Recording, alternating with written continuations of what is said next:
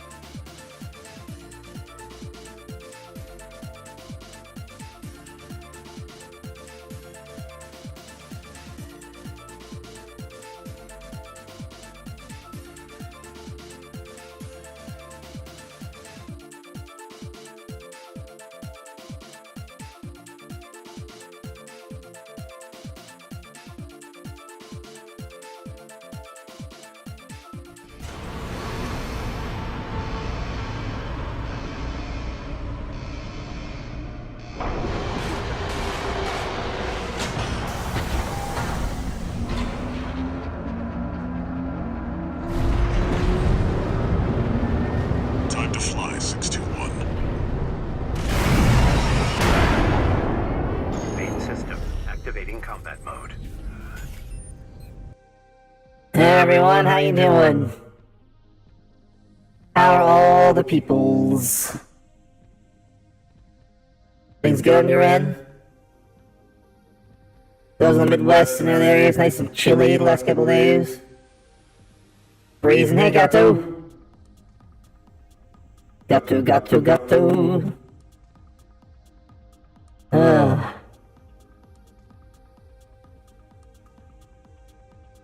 Get to see the intro there, Gato? Was that fun for you?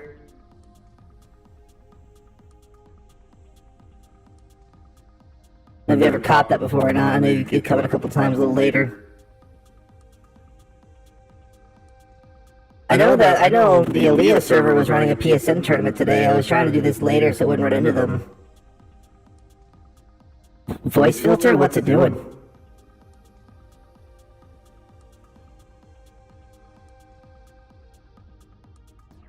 Oh.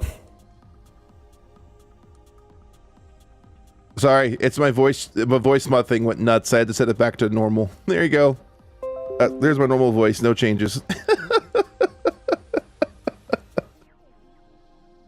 Thanks for saying something, Gato. That would have been awkward later. Yep. Exactly, Gato. It's almost like 9-ball. That's kind of the idea I was going for. Because 9-ball, you know, has like the guy sound and like the more high-pitched, more female-sounding AI voice at the same time. That's kind of the idea behind that filter. Hey, Azure. If Raz, if you're listening, how's the PSN tournament going? How far they made it? Is there a bracket anywhere? I'm actually looking for a more legit 9-ball voice, and I'll start having that be the thing I can be interactable with, but... Oh, man. Screen just went nuts. High screen.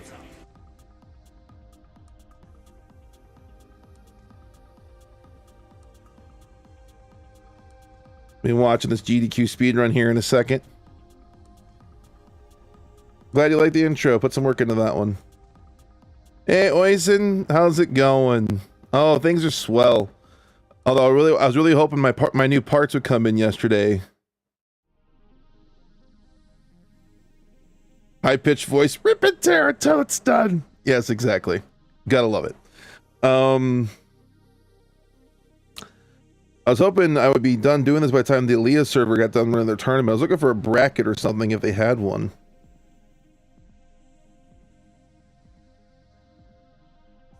But I know they had their preset tournament yesterday. Or is it the PSN one that's running the tournament?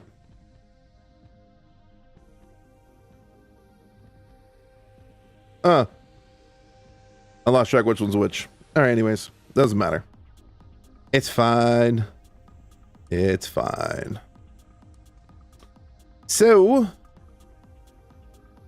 for those of you who aren't aware, or don't know about it per se, the reason why I'm doing this, I was hoping to do a special stream today. I didn't get to do that because my parts I ordered to fix my PC did not come in. They got delayed due to weather concerns or other things. So, yeah, they didn't make it in. They're supposed to be here Monday. Once they're here Monday, I'll get the PC fixed. It's actually going to be it's actually a fairly significant upgrade on top of being fixed. So it should have less slowdowns and other issues streaming, which is nice. It was actually cheaper to upgrade than it was just to replace it with the other parts I had because it was too old. Funny how that works. I had actually it sounds funny having your CPU die at the right time, but in some cases, the 14th generation i7s and all those just came out, and so Newegg had a big sale on the 12th gen, where essentially I got the motherboard for free, which made it nice. So got a 12th gen i7 coming, an unlocked one, higher core, all that good stuff. More cores. It should make my gaming experience better and streaming not as intensive and not as high CPU. So it should make things overall just better. So now if someone like Mason, I don't know if you're lurking here or not, you might be, I don't know, decides to, like, you know, donation bomb $100 like he did during the tournament, and literally that donation bomb just like completely wrecked my stream. Like as soon as he did it, everything just slowed down. It's like my computer didn't know what to do. So that shouldn't happen anymore. But as I said before, you guys are all awesome. You guys are awesome. Because so many of you gave towards, you know, getting my PC fixed. I wasn't asking for it, but people were asking me to help. And so I put it out there, and then you guys came through in literally a matter of a day. It was nuts. So I put that post out saying, please, I'm good. Please stop. I'm good. My PC is, the parts are ordered on their way. I don't need it fixed anymore. We're good. Yeah, it's, so to kind of keep that going, I did a thank you stream last week where I went over Armor Core Reddit, which actually was a lot of fun to go through. I wasn't expecting to be that fun to go through Armor Core Reddit because some of that stuff there was funny. But I saw, so Awesome Games. So there's the Games Done Quick group. Games Done Quick is a charity stream group. They bring a whole bunch of speedrunners together from a whole bunch of games. And when they bring it together, they donate the money to charity. Usually the winter one, like this is Awesome Games Done Quick, is what's done in the winter. And Summer Games Done Quick is done in the summer, obviously.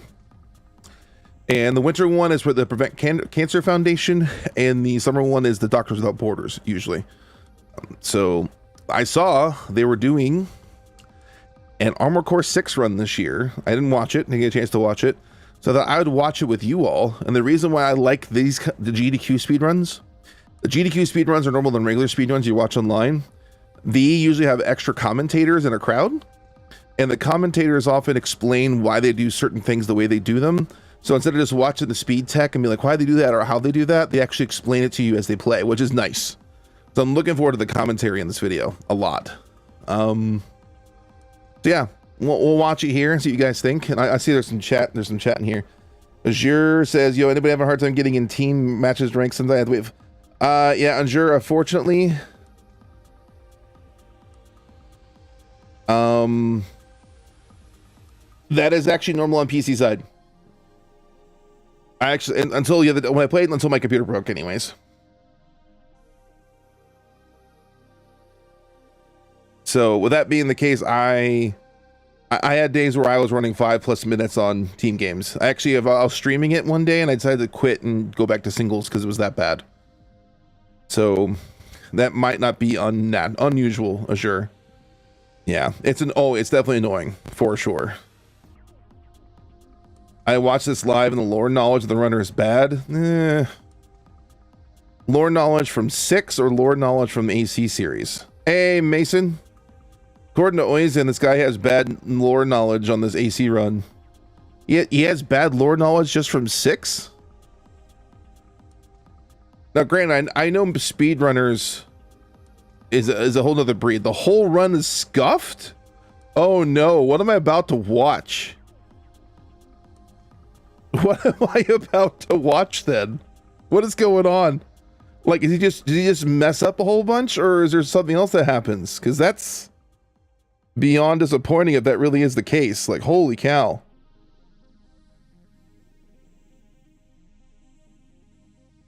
Oh no. All right, well, if that's the case, let's go and get this thing started.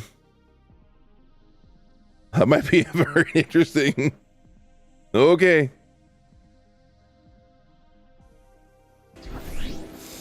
All right, sick. Let me know if the audio is not good and you can't hear it very well either. This is a FromSoft game. You heard that right. This is a FromSoft game. So technically, it is a Soulsborne. It is one of their original.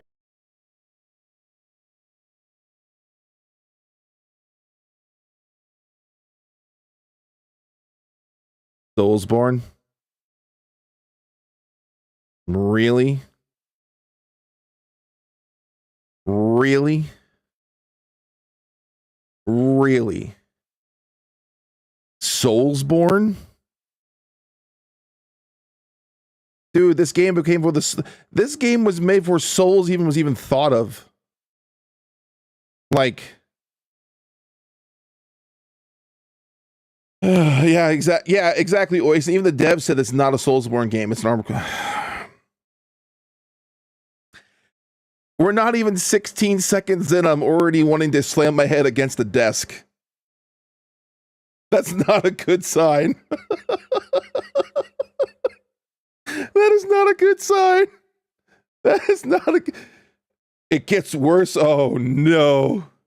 Is this going to be one of those train wreck things? Oh, gosh. I wasn't signing up to watch a train wreck. That wasn't my intention with this. Oh, no. Emotional damage. Yep, exactly. All right, let's keep going. Original IPs before Demon Souls. So it's going to be fast, it's going to be explosive. We're going to go into absurd science of it. And I'm Brain BT, and I have my couch with me. Hi, I'm PMC Trilogy. I've speedrun. Also, I know like a couple of you usually are at work at this time, so I have closed captions on for your pleasure in case you have something in the background and can't actually see it or hear it or whatever or sound. So there you go. Some of the older Armored Core games and do some moderation for the series.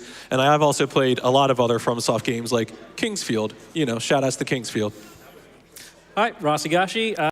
The original series, the older game, even older than Armored Core, Kingsfield.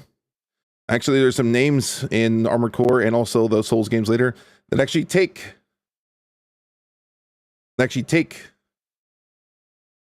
and show up in the series, like Dark Souls. Like Dark Soul is from Kingsfield.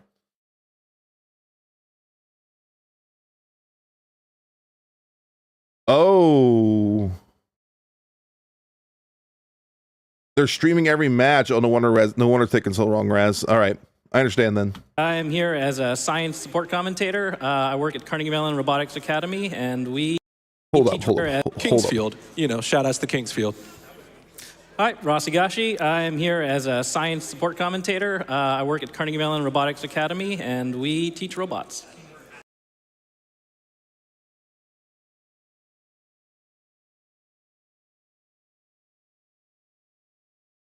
I'm going to listen to that one more time. Commentator. I work at... Hi, Rasigashi. I'm here as a science support commentator. Science support commentator for robotic engineers? What is this speed run? What is this? What?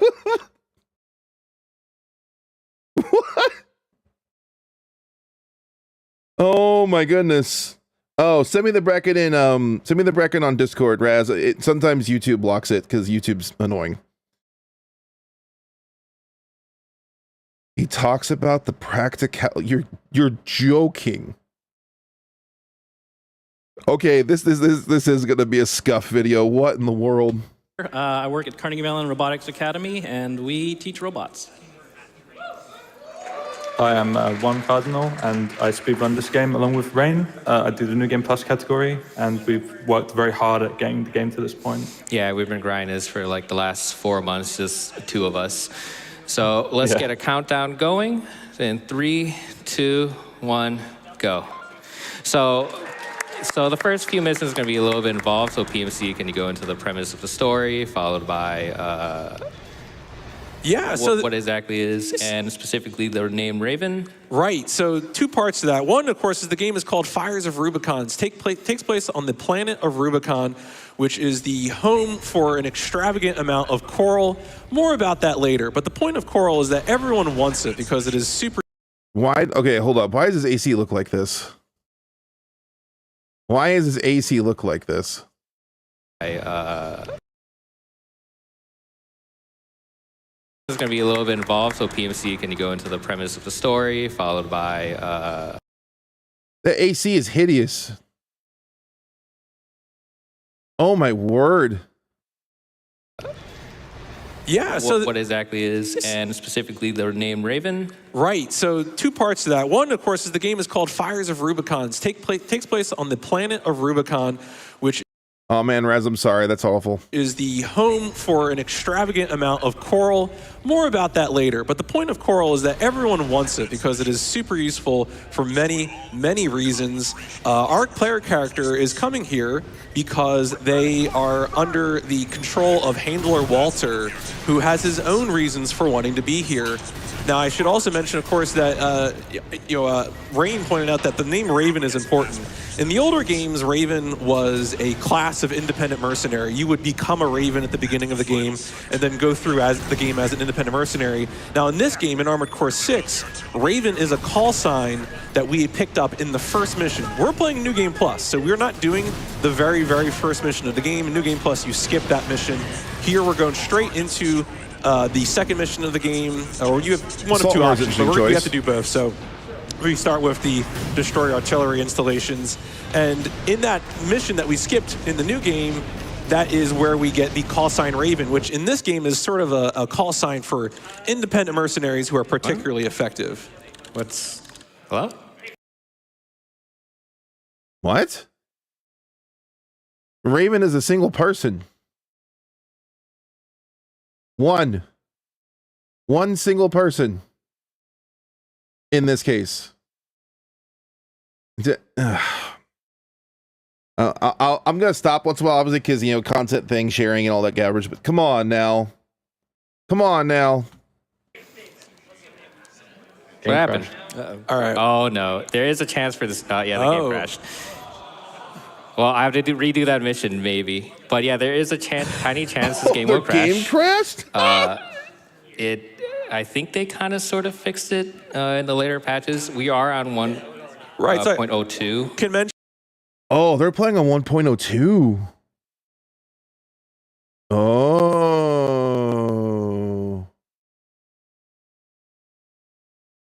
1.02. That the most recent patch of this game is 1.05. Because they nerfed a lot of equipment for later versions of the game, we run on an older patch, typically on 1.02 or 1.03, depending on what category you're running. For New Game Plus, I think 1.02 is better. For New Game... 1.01. Zim stun needle. Then for New Game, I think 1.03 that makes before the Zimmermans get nerfed. Having the powerful Zimmermans is very, very nice for New Game. There you go. So that, Card and Rain have done New Game Plus running, whereas I've mostly done New Game runs. Yeah, the difference in current patch to the 1.0 and 1.02 and 1.03 is that they also nerf needles. They also nerf the stability of different parts. So a lot of stuff is actually impossible. They also made the pulse shield like extremely beefy, making a different strat impossible. So we don't run on that stuff. Yeah, I think the most recent patch even reduced the velocity on the best set of boosters. Oh yeah, it nerfed it pretty significantly. 1,000 speed roughly. Good luck, yeah, it's a pretty big deal. Maybe. Yeah, that's about maybe 1 second every, I don't know, maybe 5 seconds traveled almost. Really ridiculous. Yeah, so really noticeable on missions where we're just traveling, but noticeable anywhere. All right. Oh, did we crash again? No. I've never actually crashed on this. Well, this is the first. Use the... That's never happened before, folks. All right. Whoa. It's interesting. Okay. Interesting. All right. Well, that is quite locked up.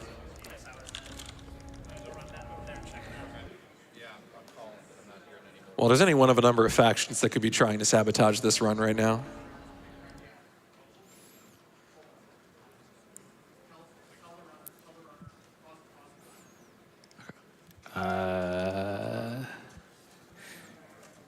I don't think I've ever run into Two crashes already. And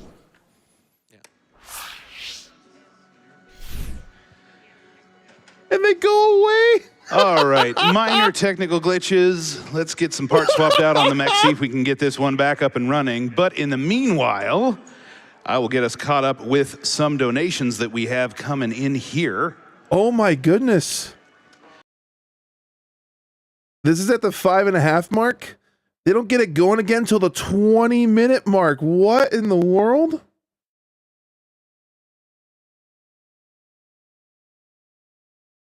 It's down for like 15 minutes.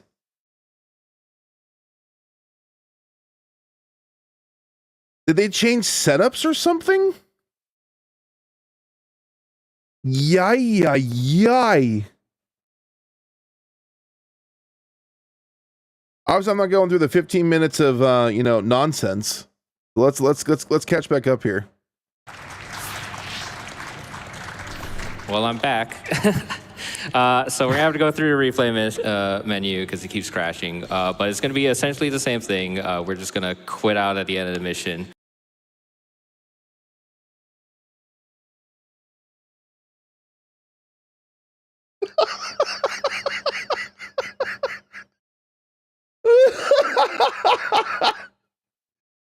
They're not even.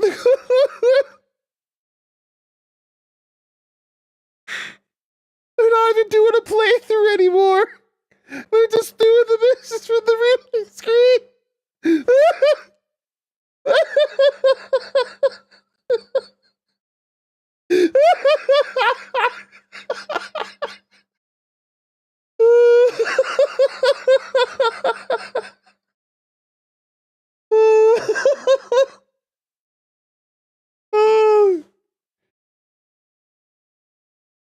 Oh man.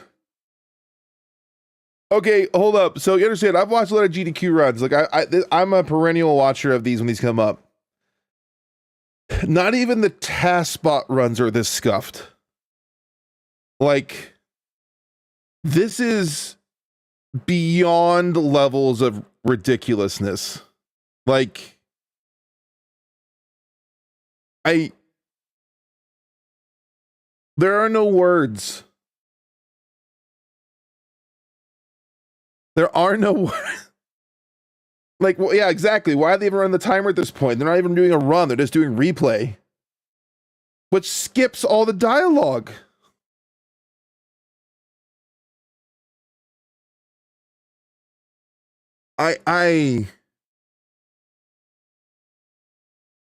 This is,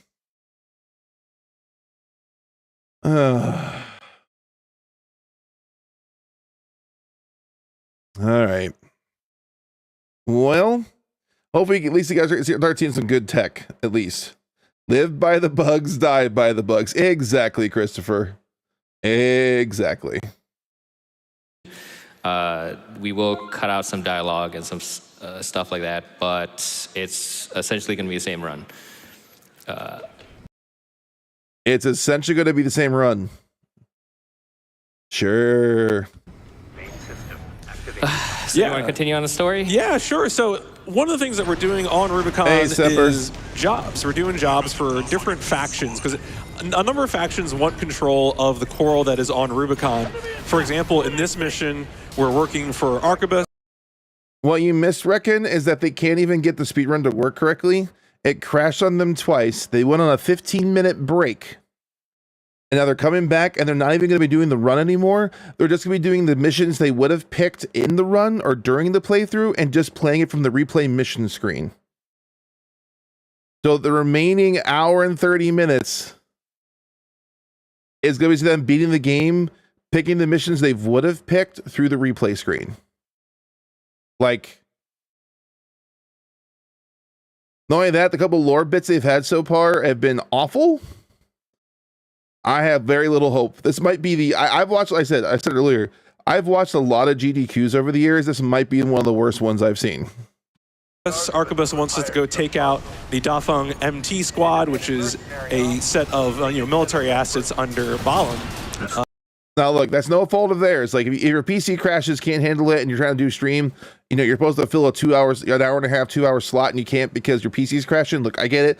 You got to call an audible and keep the games flowing. I understand. So I'm not faulting them for the choice. It's just the timer's no longer necessary at that point, obviously, and it's not the real experience. So people are gonna miss out on what this really looks like. So, anyways. And so we're just going ahead and going to scrape those, take them out real easy. We're in AC. At this point, we are like the most powerful thing around, and we don't have anything to worry about. That's unfortunate. Yeah, we're jumping from place to place. The goal with this mission is to just kind of whisk around and take out everything, hopefully in one trip. Hopefully we're firing and forgetting these missiles and they're taking care of their targets. Oh, you would survive. And once you hear Commander Michigan, then you finish the mission. The enemy MT squad has been eliminated. I'm just going to quit out now. Yeah, so I don't want to risk the fade out crashing or anything. Yeah. Bail them.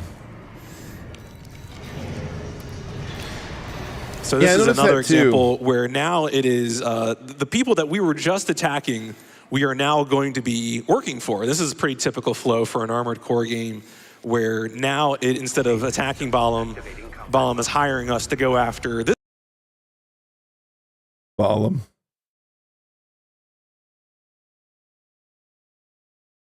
Yeah. This group, which is the Rubiconian Liberation Front, who are a bunch of people who live on Rubicon and think that, you know, maybe we should just leave Rubicon alone. Maybe we shouldn't exploit its resources. And the same thing, instead of this time destroying everybody, we're just focusing on the transport helicopters. Target destroyed. On to the next. Cut off. Yep. Yeah, so we don't even have to stick around. Once those helicopters are exploded, then we are good to go, and we just have to wait for Walter to tell us to come home. Almost fade out there. You can still quit out. Hold up, did he quit out? Almost fade out. Wait for Walter to tell us to come home. Almost fade out there.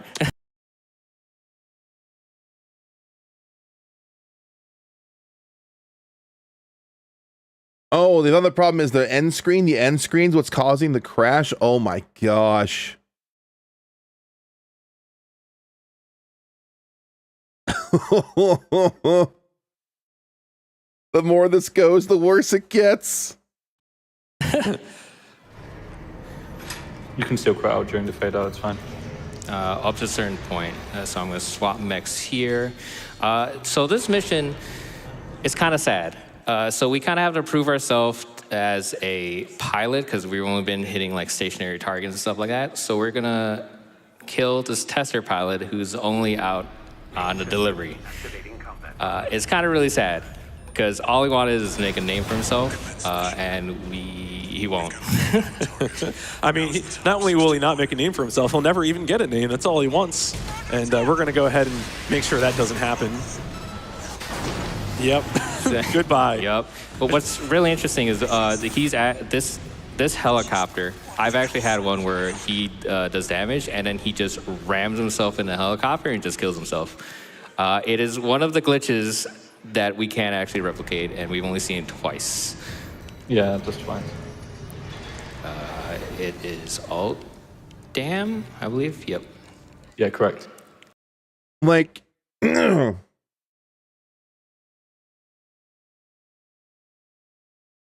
we've been hitting stationary targets this whole time, we gotta go get a moving target.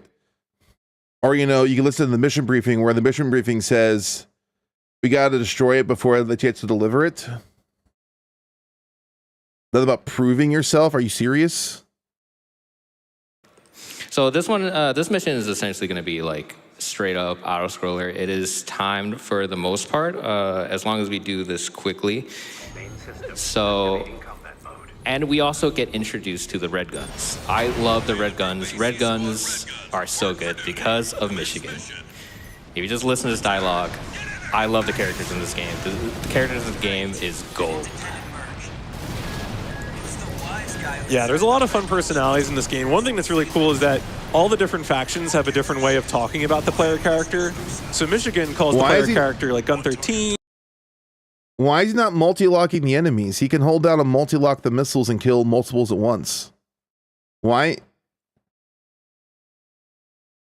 Is that really not optimal in this scenario? I really thought it would have been. Maybe I'm wrong. I'm no speedrunner, but at the same time, and Green Knight, this Armored Core 6 speedrun is pretty awful at this point. Not been great.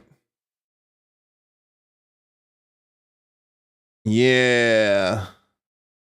Cleric speedrun win? Oh gosh, I don't know. I might attempt it. I'd have to do some practice first. Walter calls us 621. Other people call us Raven. It's sort of a fun way that in talking to us, everybody in the game characterizes themselves. Yeah.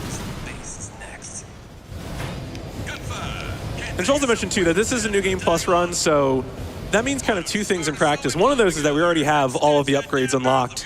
And then another thing that's important is that Rain has saved configurations of different loadouts. So instead of going into the shop and buying and selling parts or going in and individually changing parts, Rain just goes into the AC data menu and instantly swaps to that build because we already have all the parts. Wait, 61. I'm receiving.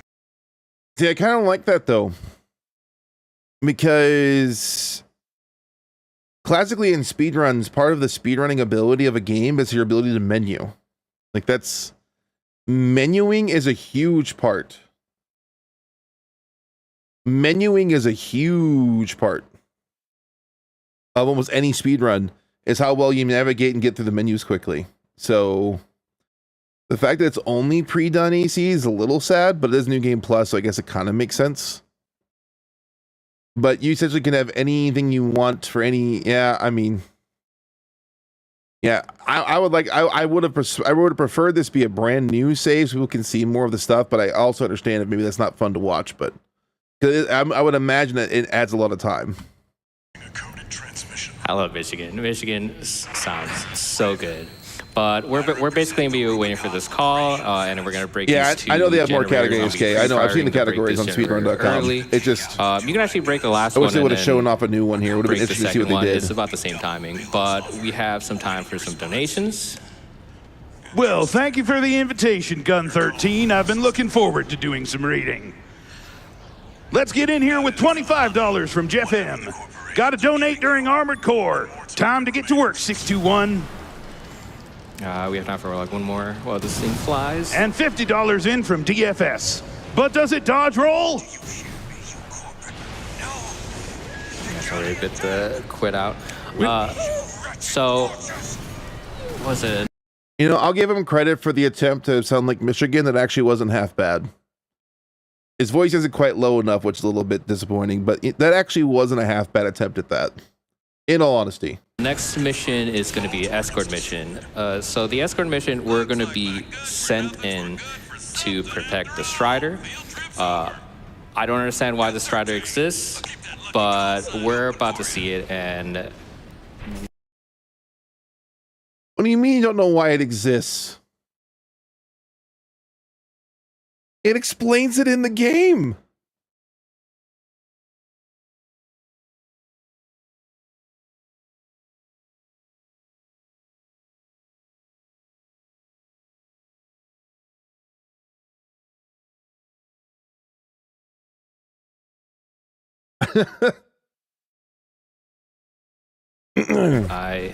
You need to quit out before it fades.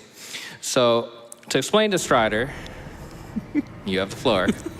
So the Strider is an enormous mining robot with some interesting logic. You'll see in a second just how large it is, 5 kilometers. Oh, the first time that the science guy's chiming in. Let's see what he has to say. End to end, and this is utterly impractical from a physical perspective. But like many things in this game, it gets away with it under the rule of cool. So look at that thing and just watch how fast we move, watch how little we move relative to it to get a sense of that scale. Yeah, keep in mind, at this speed that I'm going, to go from one end to next will take an entire minute. If it's nearly 5,000 meters long, in Elden Ring scale, remember that giant map? It takes up half the map. And somebody already blew it up. This is really what I would call the danger of an unaccompanied miner. So all right, that was good. There's like a lot of different things going on. That was good. These like a couple of missions here. Like to break down a couple of things that are happening. The white bar at the bottom of the screen, that's EN. It's energy, basically. Any form of movement that you do in terms of using your thrusters will drain that bar. And I never thought about essentially all using actions, missiles for that like before. melee actions, boosting. It's called quick boosting and assault boosting. Assault boosting is essentially accelerating your speed from one point, and you can control your AC. You can quick boost during that, which allows you to dash left and right during that speed. Nice bunker after assault armor, okay. Left and right. And melee actions also take EN as well. You'll see that the weapon on the back of the AC is a pile bunker. It's very, very, very strong. It's one of the most used weapons in the whole gun. Essentially, it just allows you to one-shot things. Hell of an excuse. Yeah, you also notice that there'll be different generator colors as well. You have red, blue, and orange.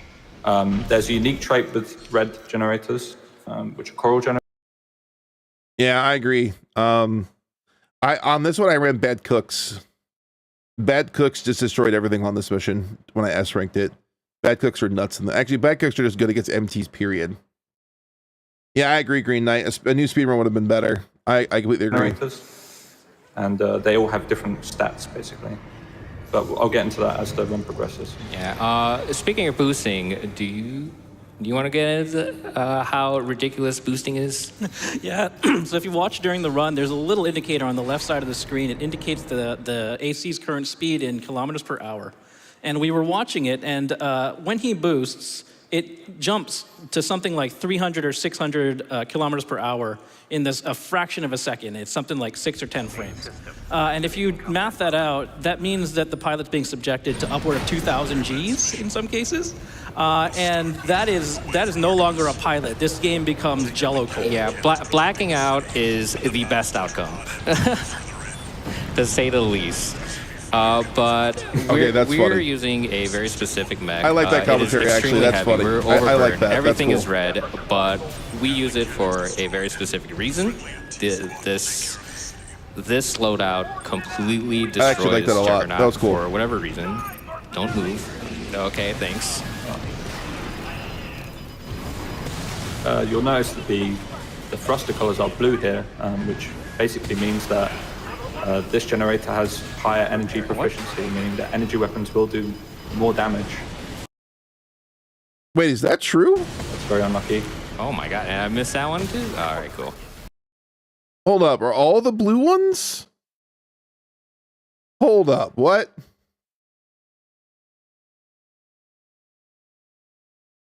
Let me listen to that again. This generator has higher energy proficiency, meaning that energy weapons will do more damage. That's very unlucky. Oh my god, and I missed that one too? All right, cool. The boss on this mission is weak to energy weapon type, so we basically manufactured an AC that's efficient in DPS and in burst. Blue is just you'll see at the Arquebus. boss fight Yeah, I how thought the Arquebus ones were blue. This mission, I this thought wall so. is essentially like the size. Oh, at the same time, of, Arquebus may have most of the energy efficient ones too, and E-inspec ones. But I haven't really thought that much about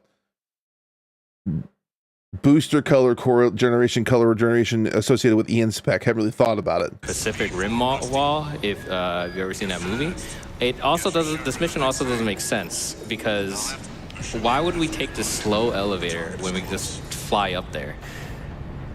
But just to talk about scale, that is a human-sized door, right? This mech is like 10 meters tall.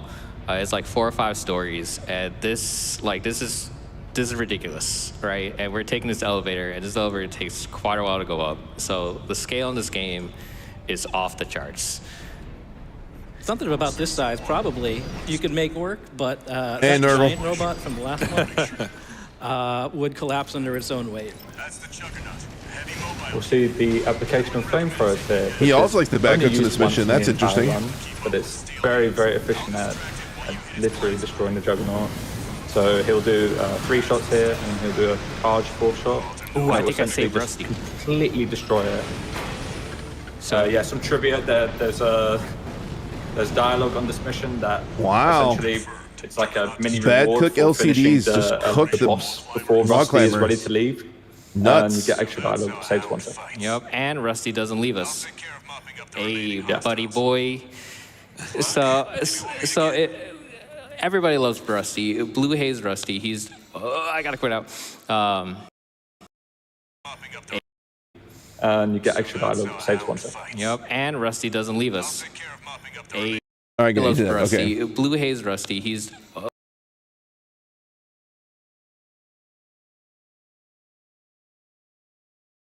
I went back to make sure I didn't mishear it.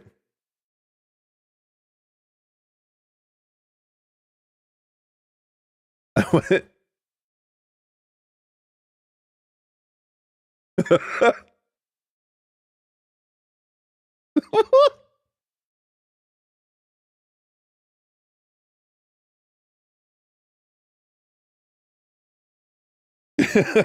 You're not. That's why I went back and listened to it, Jetstream. And by the way, welcome to the stream. You're not. You're not alone. You're not. That's why I went back and listened. Thanks for the follow, Jetstream. Appreciate you. Hey guys. For now on, we shall deem Rusty's AC the blue haze. You're going to bed. Well, if you do, Jetstream, hope you get a good night's sleep. Oh, I gotta quit out. That was. I hope that was not gonna crash. Thanks for coming by. So we're about to go. Dang it! I forgot to switch mechs. You think I can still do this with this mech? Yeah, that's not a problem. No, you can absolutely do it with this. Yeah, I'm just gonna swap We'll out. just do the same later. thing.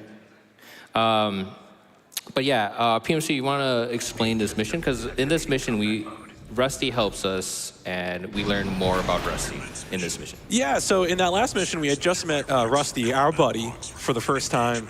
And it turns out that now Balam wants to know some more about, this Rusty guy. And really, we all want to know more about Rusty doesn't help in this mission. What's he talking about? What? Rusty, I think. And so the focus of this mission is that there are a number of wrecks on this battlefield that have, or potentially may have, information about Rusty. And so this is like a good example of a mission where we are just dropping all of our parts and flying from place to place because we're trying to get all those data logs as quickly as possible. You notice a timer on screen, but that timer does go away once we have checked every possible wreck. So we are still incentivized to get from wreck to wreck as quickly as possible. So we're actually doing these mechs in very specific order because if we do it in any other order, there is extra dialogue that happens. So we don't want to do that extra dialogue because it loses like 5 to 10 seconds or something like that. So we're gonna do this in a very specific order. Also, we don't have to deal with Z. Assault boosted too soon. Yeah, AC that we don't know the name of usually. We never fight her ever. I legit have never looked at her name till this moment. Same. One thing to note here. What? They come across little Z later in the new what? In the rescue mission? She's the first. AC speed is really important in this game. It doesn't actually save that much time in the grand scheme of things, but over the whole run, it definitely does save a lot of time. We utilize a thing called purging, which is essentially cleansing weapons that make your AC lighter, therefore you move faster. That's a very good point, Gato. The lore guy on the bench should not be saying he doesn't know a person's name. That's pretty bad. That's bad. So over the also listen. Here, listen. It doesn't actually save that much time in the grand scheme of things, but over the whole run, it definitely does save a lot of time. We utilize a thing called purging, which is essentially cleansing weapons that make your AC lighter, therefore you move faster. So.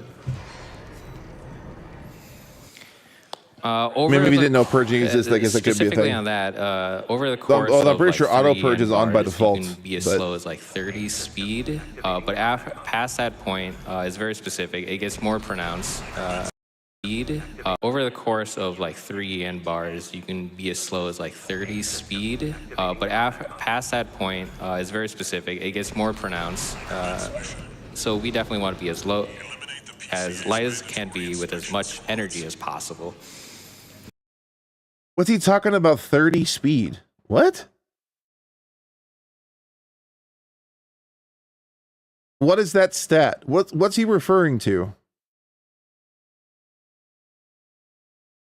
30 speed. What does that even mean?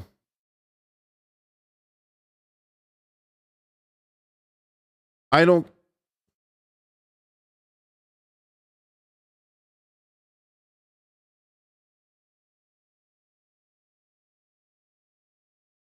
Yes. So here we want to go right. If we go left, there's a chance to have this mech that I'm gonna kill get stuck behind a wall. We don't want that to happen. I did not break that.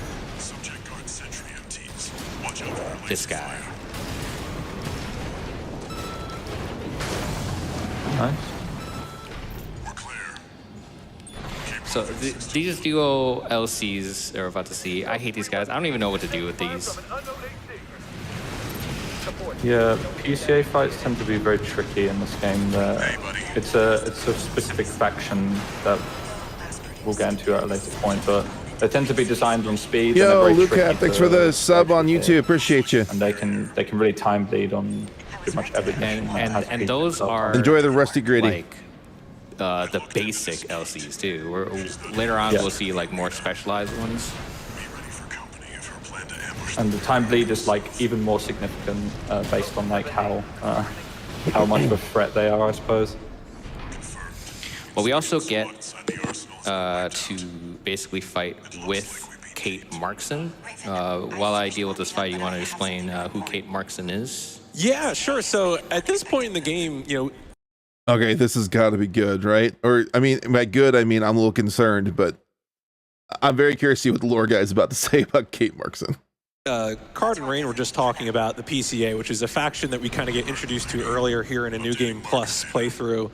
But also, we are implicitly, through this and the escort mission, getting introduced to another faction, which is All Mind, which is kind of the All Mind being the most important faction in a sense in this New Game Plus playthrough. Kate Markson isn't a real person. Kate Markson is sort of a facet of All Mind. And we discover that later because we'll hear her voice in the context of All Mind. But right now, we are being used by All Mind to counter some of the PCA's activities here earlier than we would have on a previous playthrough on New Game or the very first New Game Plus playthrough. Armor missed. No, don't go move. The good part is he's not wrong about his explanation other than calling it a faction instead of just calling, All Mind an AI. But, marks for at least getting the most basic important parts right. So one thing to I mean, you could say All Might is a faction of themselves, but yeah. note here, this game has a ridiculous snowball effect in the sense of when things go wrong, they really go wrong, and the game will really give you obscene angles, etc., that you just can't work with, and you'll really just lose a lot of time from. Like for instance here, the setup didn't go well, and everything just completely went out of control. So it still went well regardless, I think. No, this is pretty bad. Yeah, I mean, you almost died, so... Ooh. Luckily, Kate Markson, her loadout is actually very strong. She can actually handle one of these mechs by herself. She also probably is the best AI in this game, or ally in this game, because she actually helps us. All special forces craft destroyed.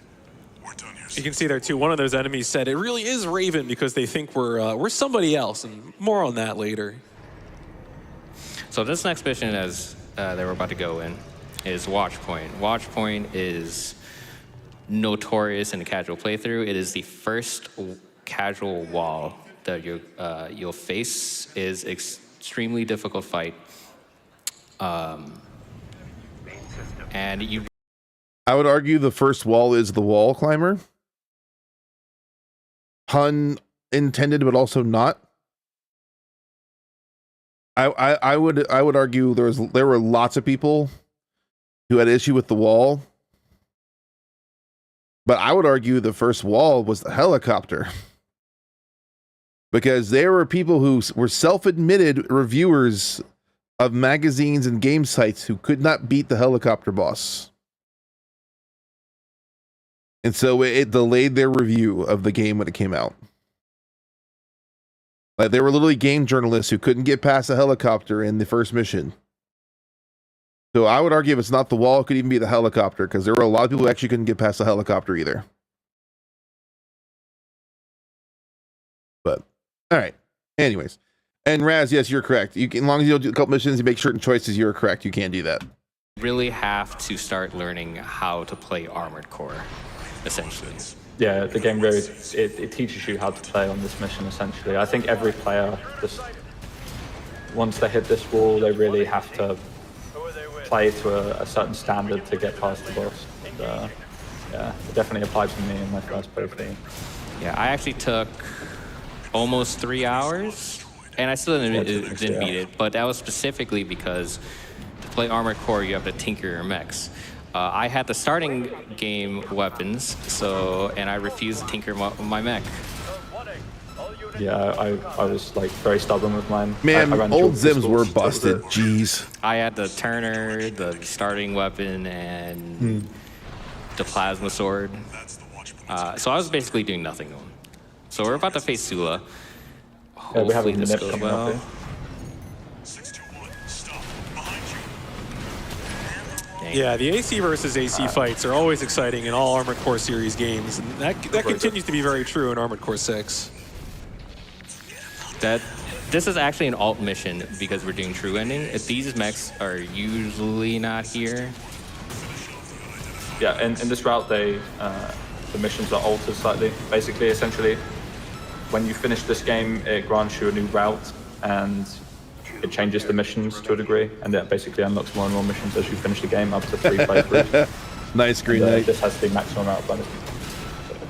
But it also changes the route a lot towards the end game.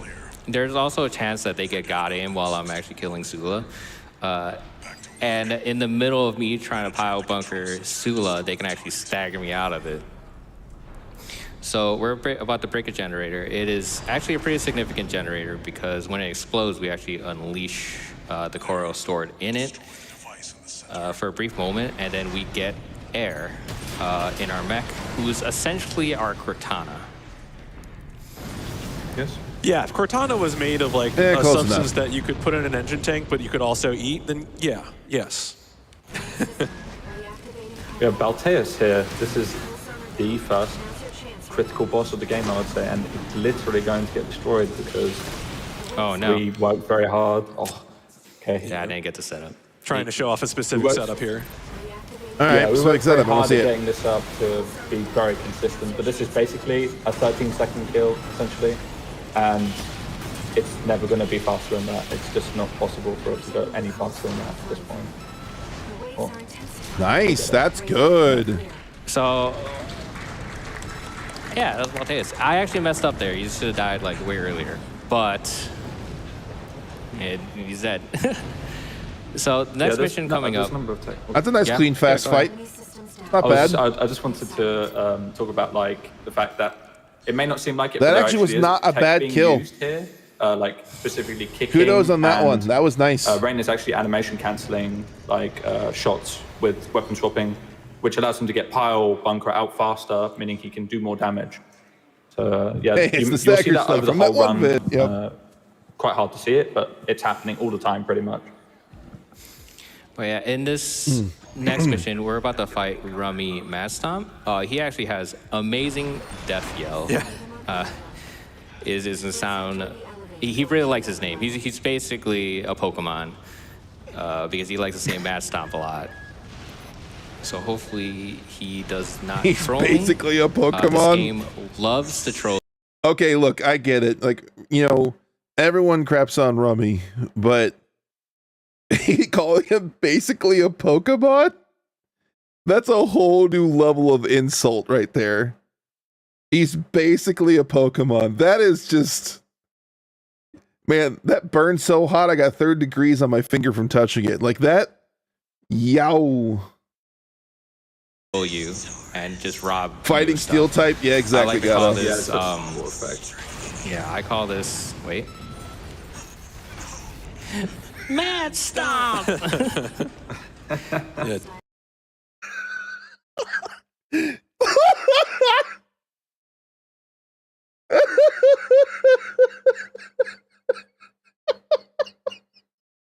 What was that?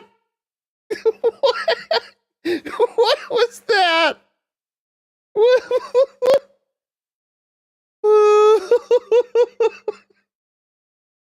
What was that? Oh. Oh man. What? What? What?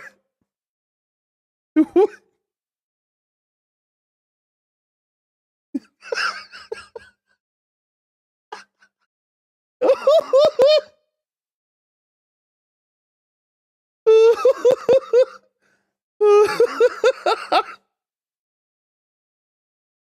Oh man. Oh, my sides hurt. Oh. What was that? Mad stop. Like what? I gotta hear it again. Mad stop. So bad.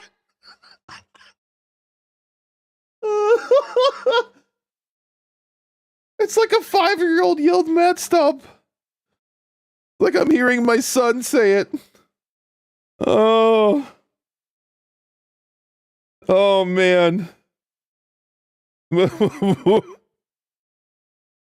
right. Oh wait. I'm laughing far too much at the expense of these people. I'm starting to feel bad about it now. I'm sure they can beat this game faster than me, but some of the stuff is, oh my goodness. Oh my word. Oh, okay. All right. One more time. Mad stop. Yeah, don't tell anyone I was mad. But yeah, this game really likes to rob you. It's essentially like Armored Core Fires of robbery. Like there are several times where the pile bunker, even though it's like a perfect setup, would just whiff or do no damage, or any number of other things that could possibly happen. Yeah, and because we purge, we don't have any other options to beat the ACs. So essentially it's just a reset in a run because we full purge because we want to get that maximum speed increase. And yeah, if you miss Power Bunker and you miss AA, which is assault armor by the way, which is that giant force field that comes out of the AC, it can put ACs into... All right, so purges get the checkpoint, restarts from checkpoint, have full weapons and health. All right, makes sense. ACS overload, which is a stagger essentially, and you can get a direct hit, AMH, which is why the Power Bunker does so much damage. But if you miss assault armor, the cooldown is like 30 seconds. So you are losing 30 seconds if you full purge and you have nothing to kill the AC with. So really a dead run at that point. Nice.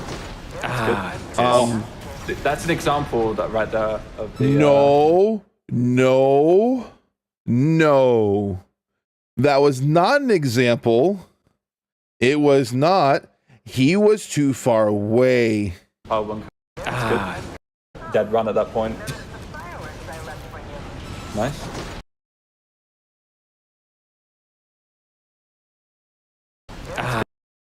You can see it clear as day. Let me go back. So let's set the playback speed to 0.25. Yeah. Dead run at that point. Oh, this is nightmare fuel. Nightmare fuel. I'm gonna mute it. Look at this. He ain't nowhere near him. It's not even remotely close.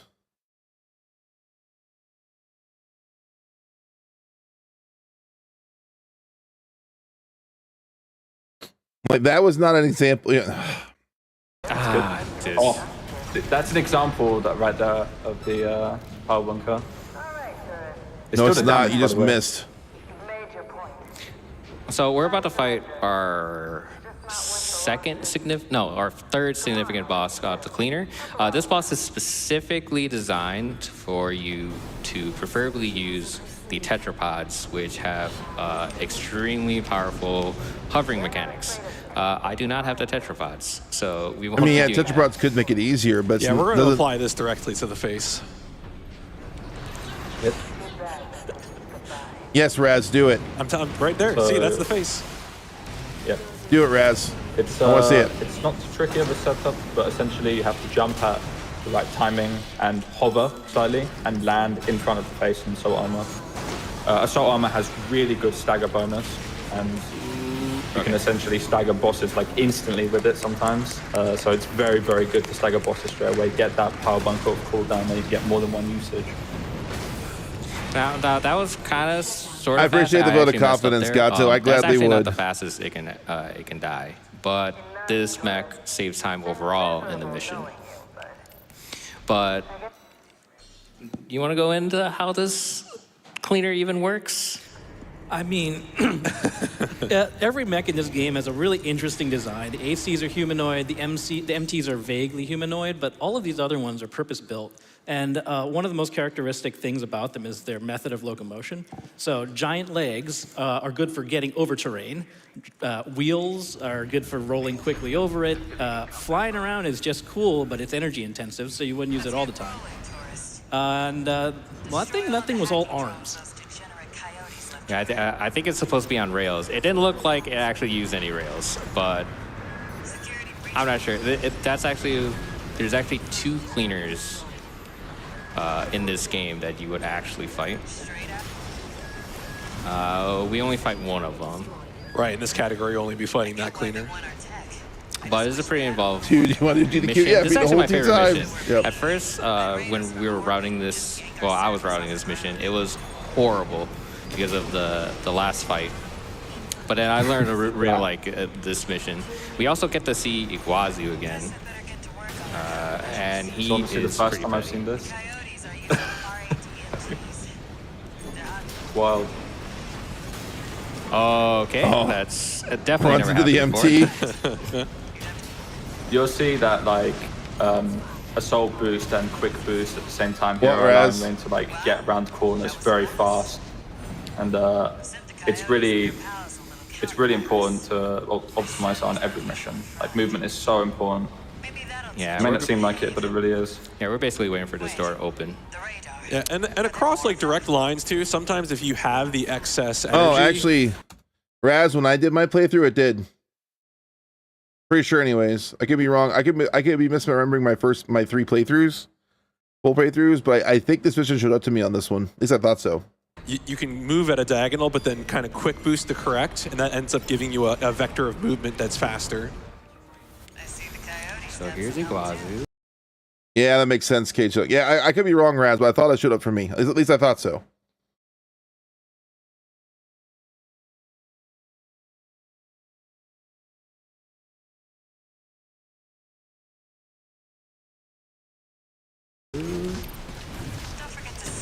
Everyone's favorite Iguazu. See ya, Iguazu.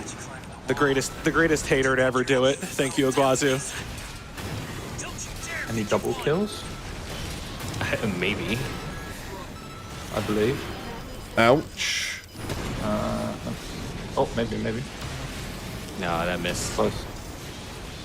Essentially, just tried to go for a double kill here. Assault armor's really wild. Oh, that was nice.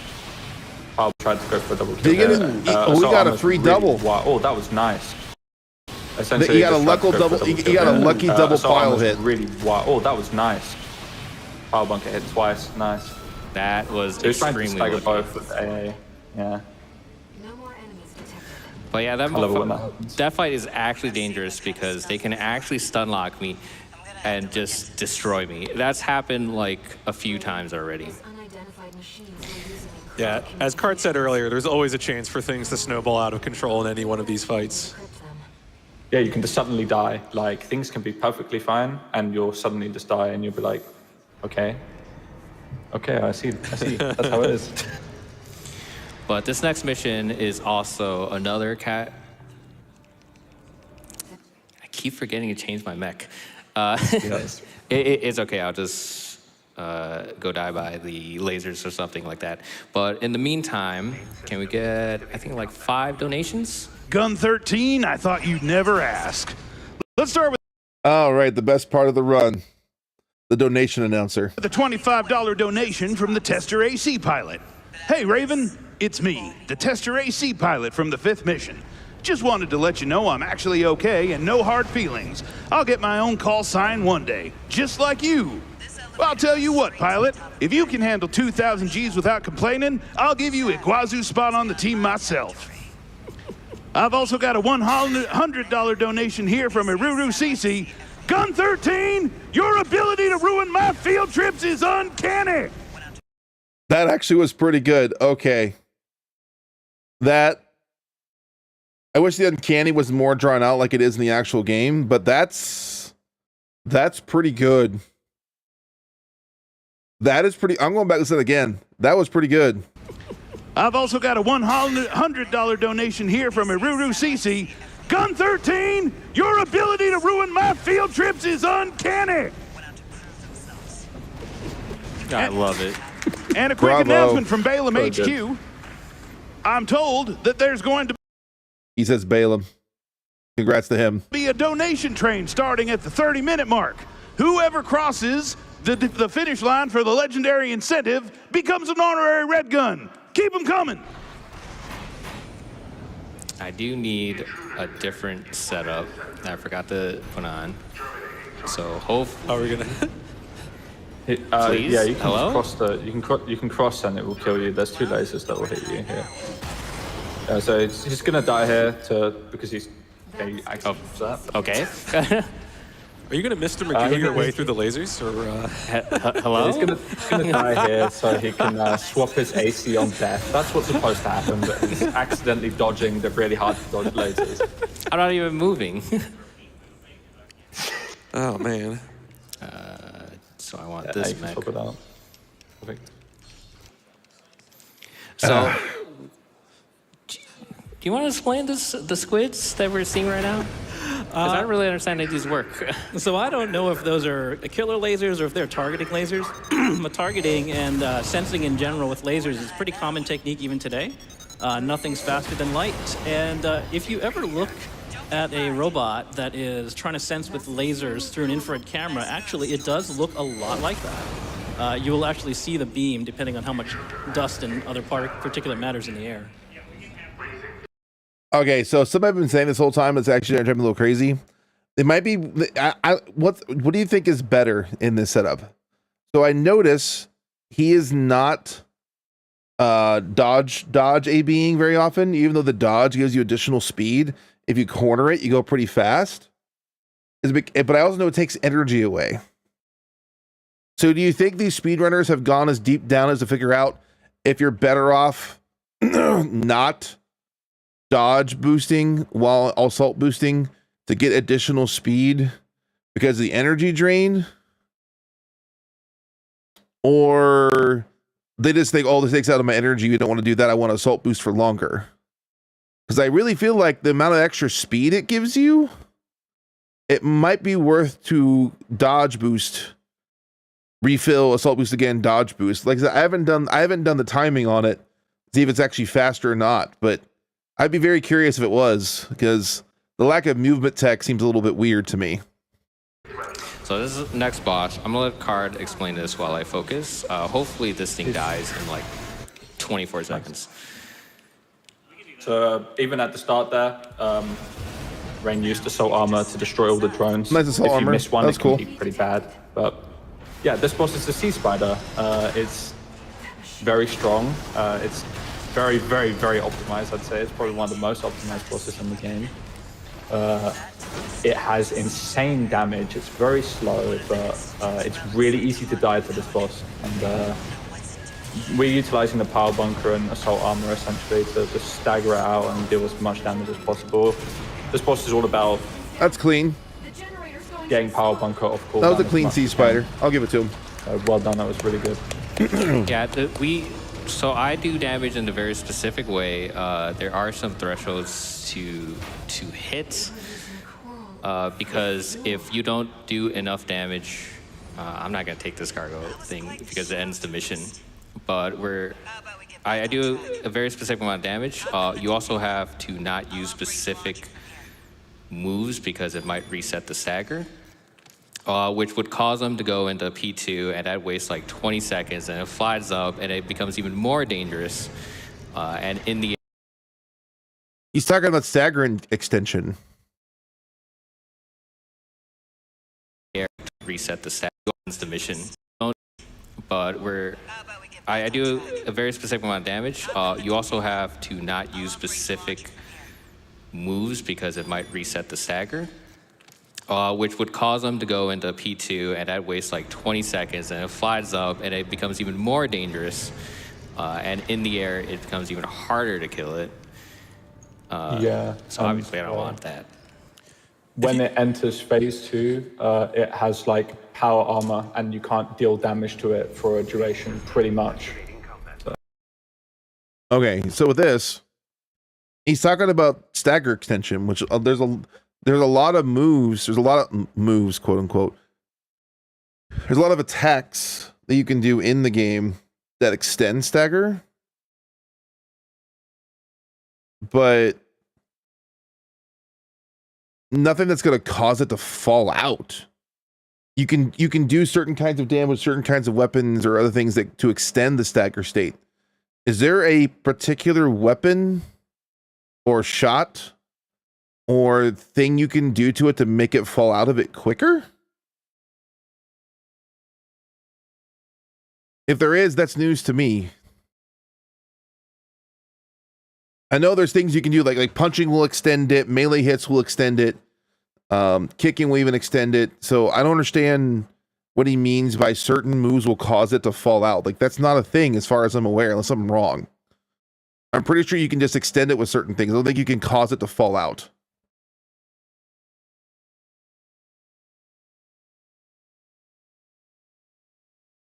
See ya, Green Knight.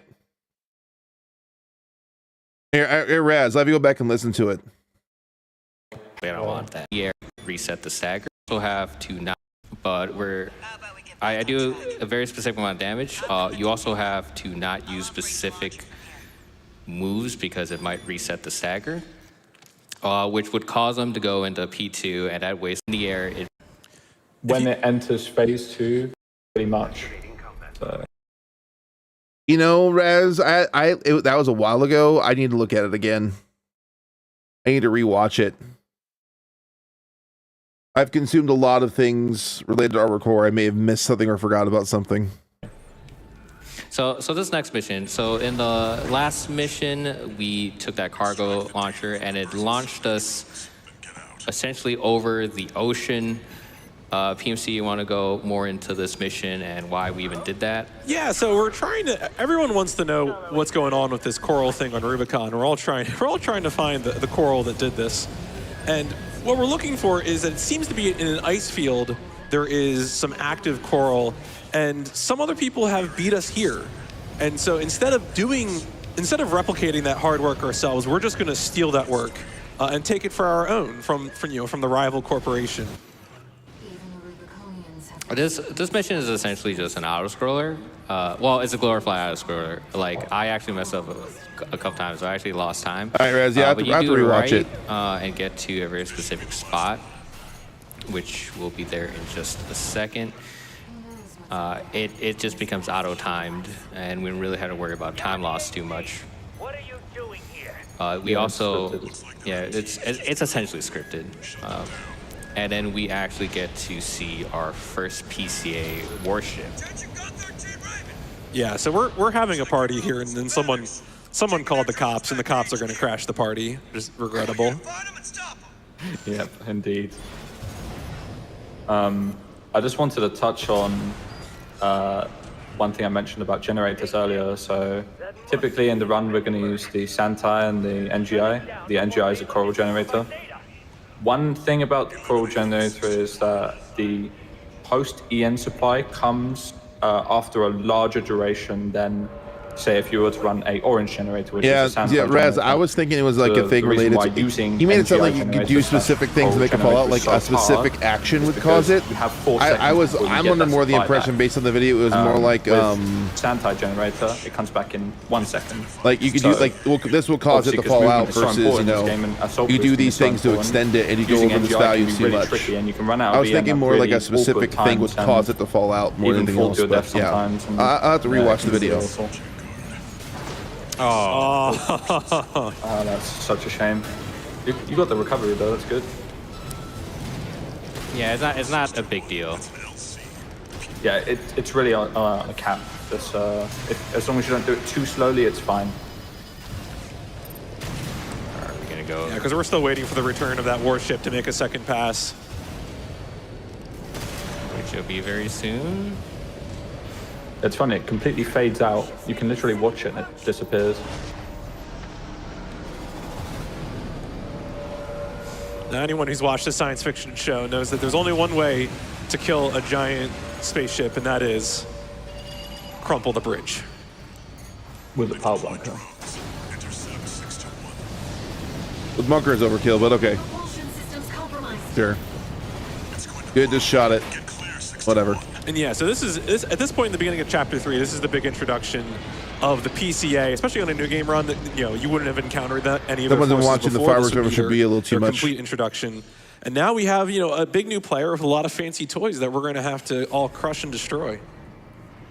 Yeah, the PCA have actually always been on the planet, but we didn't really deal with them that much. But we kind of went in their wheelhouse, essentially, and they don't want us here. Yeah, they really, really don't want us here now. Because we're trying to get to the coral, or where we think the coral is, essentially. And so now begins the era of attacking PCA resources. We're going to try and undermine them here. We're going to destroy their fuel. So this upcoming fight, it's not that difficult. It can go very wrong very easily, just like every fight in this game. But we also get this. Actually, Inspection has these PCA mechs. I actually really like these mechs. They look like frogs. But yeah, we're gonna be flying forward. I actually let the energy recharge there. It's actually faster than just getting in our EN bar. Hopefully I don't fall. And we use this depot. Yeah, I reckon. Weapons back. The benefit of coral generator is that with other generators, the supply that you gain, perfect. The supply that you gain is really low when you're in the air. When you're grounded, you're going to get a full EN bar back. But if you're in the air with the coral generator, you get a full bar anyway. So it lets you fly. And essentially that's what Rain did, was just fly across the mission here because it's literally faster. A really important fight coming up. This perfect. Oh my God! Oh, that's such a shame.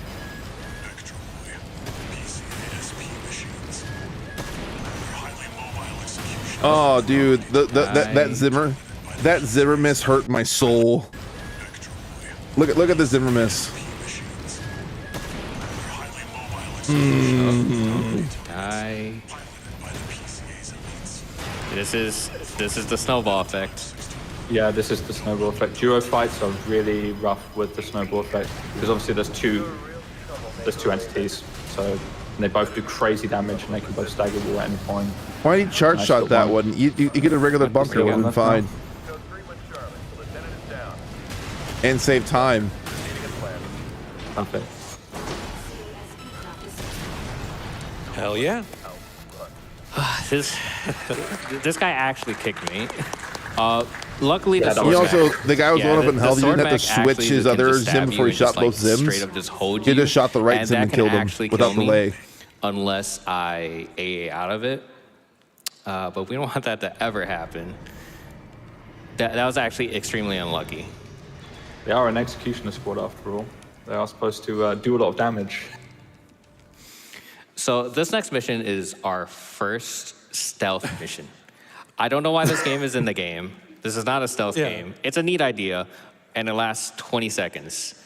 But at the end of the mission, we meet V7. I see you, Jared. I understand you. And just Enjoy. like Matt Stomp, he has an amazing death scream.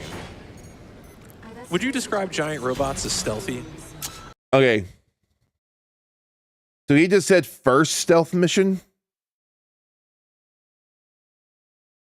First?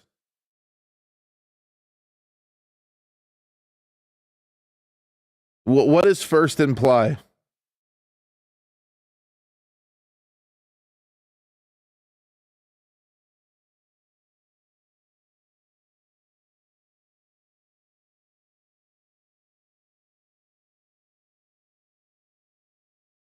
I mean, I've only put a few, 100 hours into this game. A few. First kind of implies there's another one later.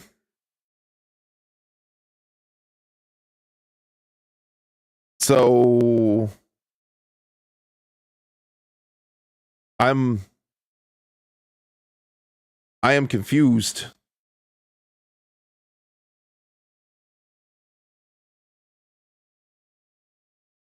So, and like Mason said, it's not really a stealth mission. Yeah, you just can't get caught by the cameras. Even then, the cameras can look at you, you can just shoot them.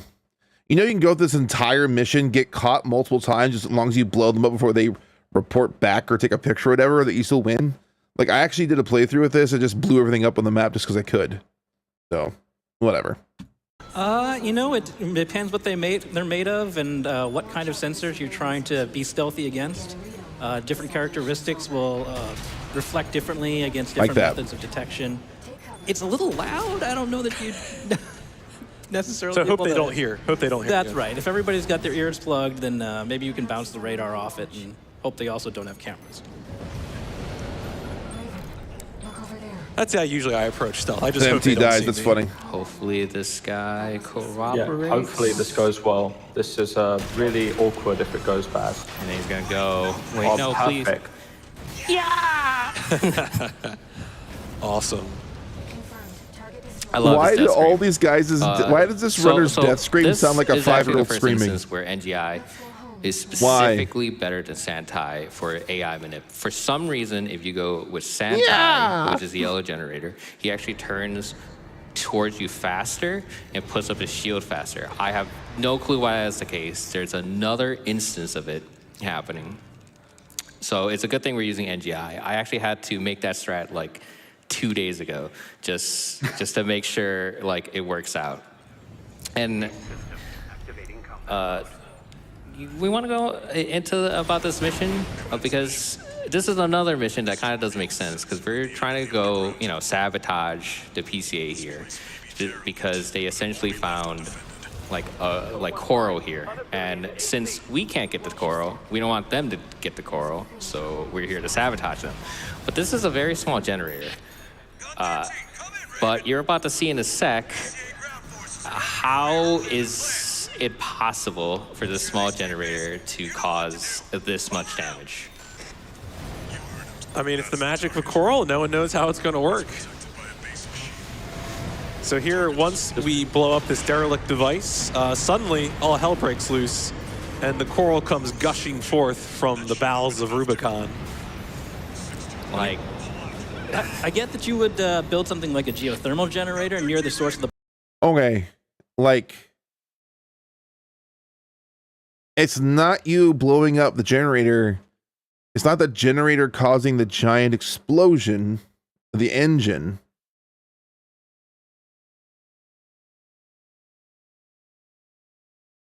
It's because it's built on top of a coral vein.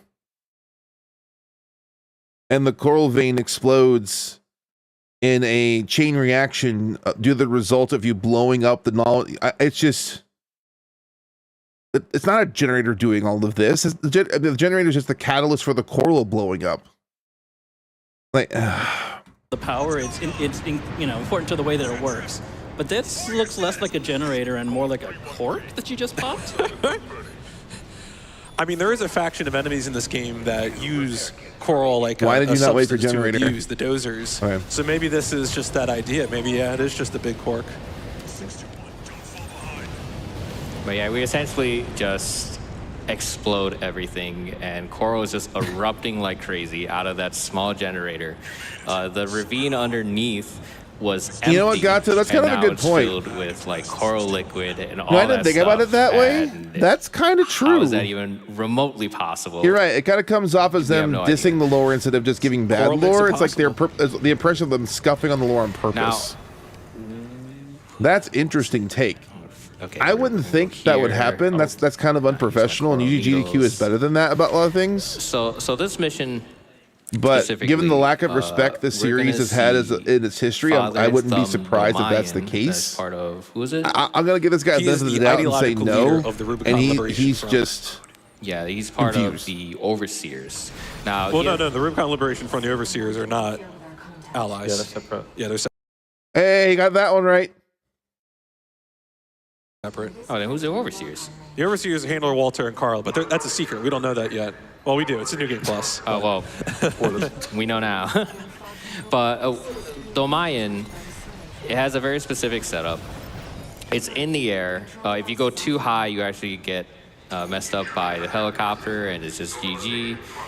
If you go too low, the pile bunker just stops working like it likes to do. And we also have to fight him, and he is a also Zims and Needles. very beefy boy. He has like 20k effective HP. My pile bunker does like 10k in stagger. It's a pretty important setup because if I don't get it, everything just starts spiraling. This is the first time we use needles as well, right? These are the needles. They are very strong weapons. They're, well, on this patch, they are probably the strongest shoulder weapons in the game. Okay. Yeah, I was kind of slow. He actually the came patch out will sandwich. Yep. extremely slow. And then I missed a building. Yeah, it can be awful fights, those ones. Let's check it out. Raven, So I'm gonna make sure I get this kill. So this helicopter is gonna come out. Luckily, we don't have to fight this helicopter. Domaya's gonna fly in. And I need to do a very specific setup. Raven, apologies for the intrusion. You have been followed. Contact is imminent. Yes. Oh, what? You survived. So close. That was a nice strat. That was good. Didn't quite work out, but it was The good. liberation fight. Yeah, so generates. the Liberation Front kind of has an interesting relationship with the Rubicon because they sort of want to live with it, but they recognize all the different threats to it. And in this case, Dalmayan is recognizing the threat that All Mind presents to Rubicon, because it's not just Arquebus and Balam, the corporations. There's another threat to Rubicon, as we are discovering here, especially on the third playthrough, the New Game Plus playthrough. Domayan's actually extremely special in that he is actually one of the only other pilots with Gen 1 augmentations, right? Think about it like Spartan 2s versus Spartan 3s, right? And the Gen 1 augmentations actually has a side effect of people hearing voices, specifically voices from Coral. The other Gen 1, the Gen 2 augmentations that I forgot to do this mission. Oh, well, it's okay. The Gen 2 augmentations don't have it. People like Snail and Iguazu, they don't have that side effect. So what it hints at is that we have the Gen 1 augmentation, so we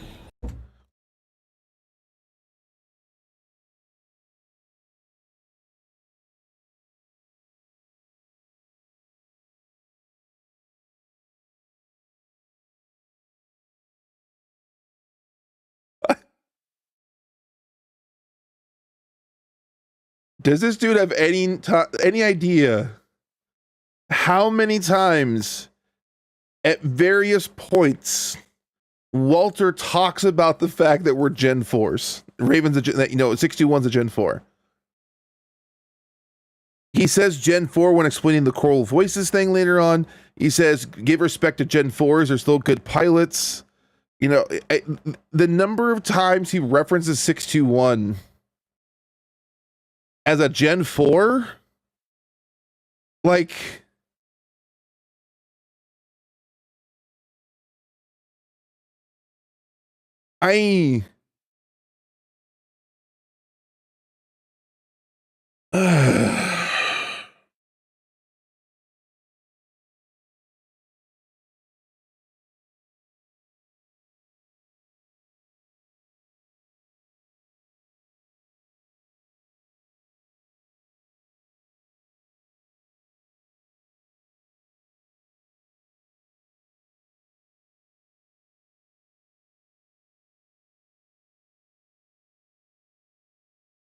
actually get air and we can listen to air, and it's hinted that Domayan also has his own air.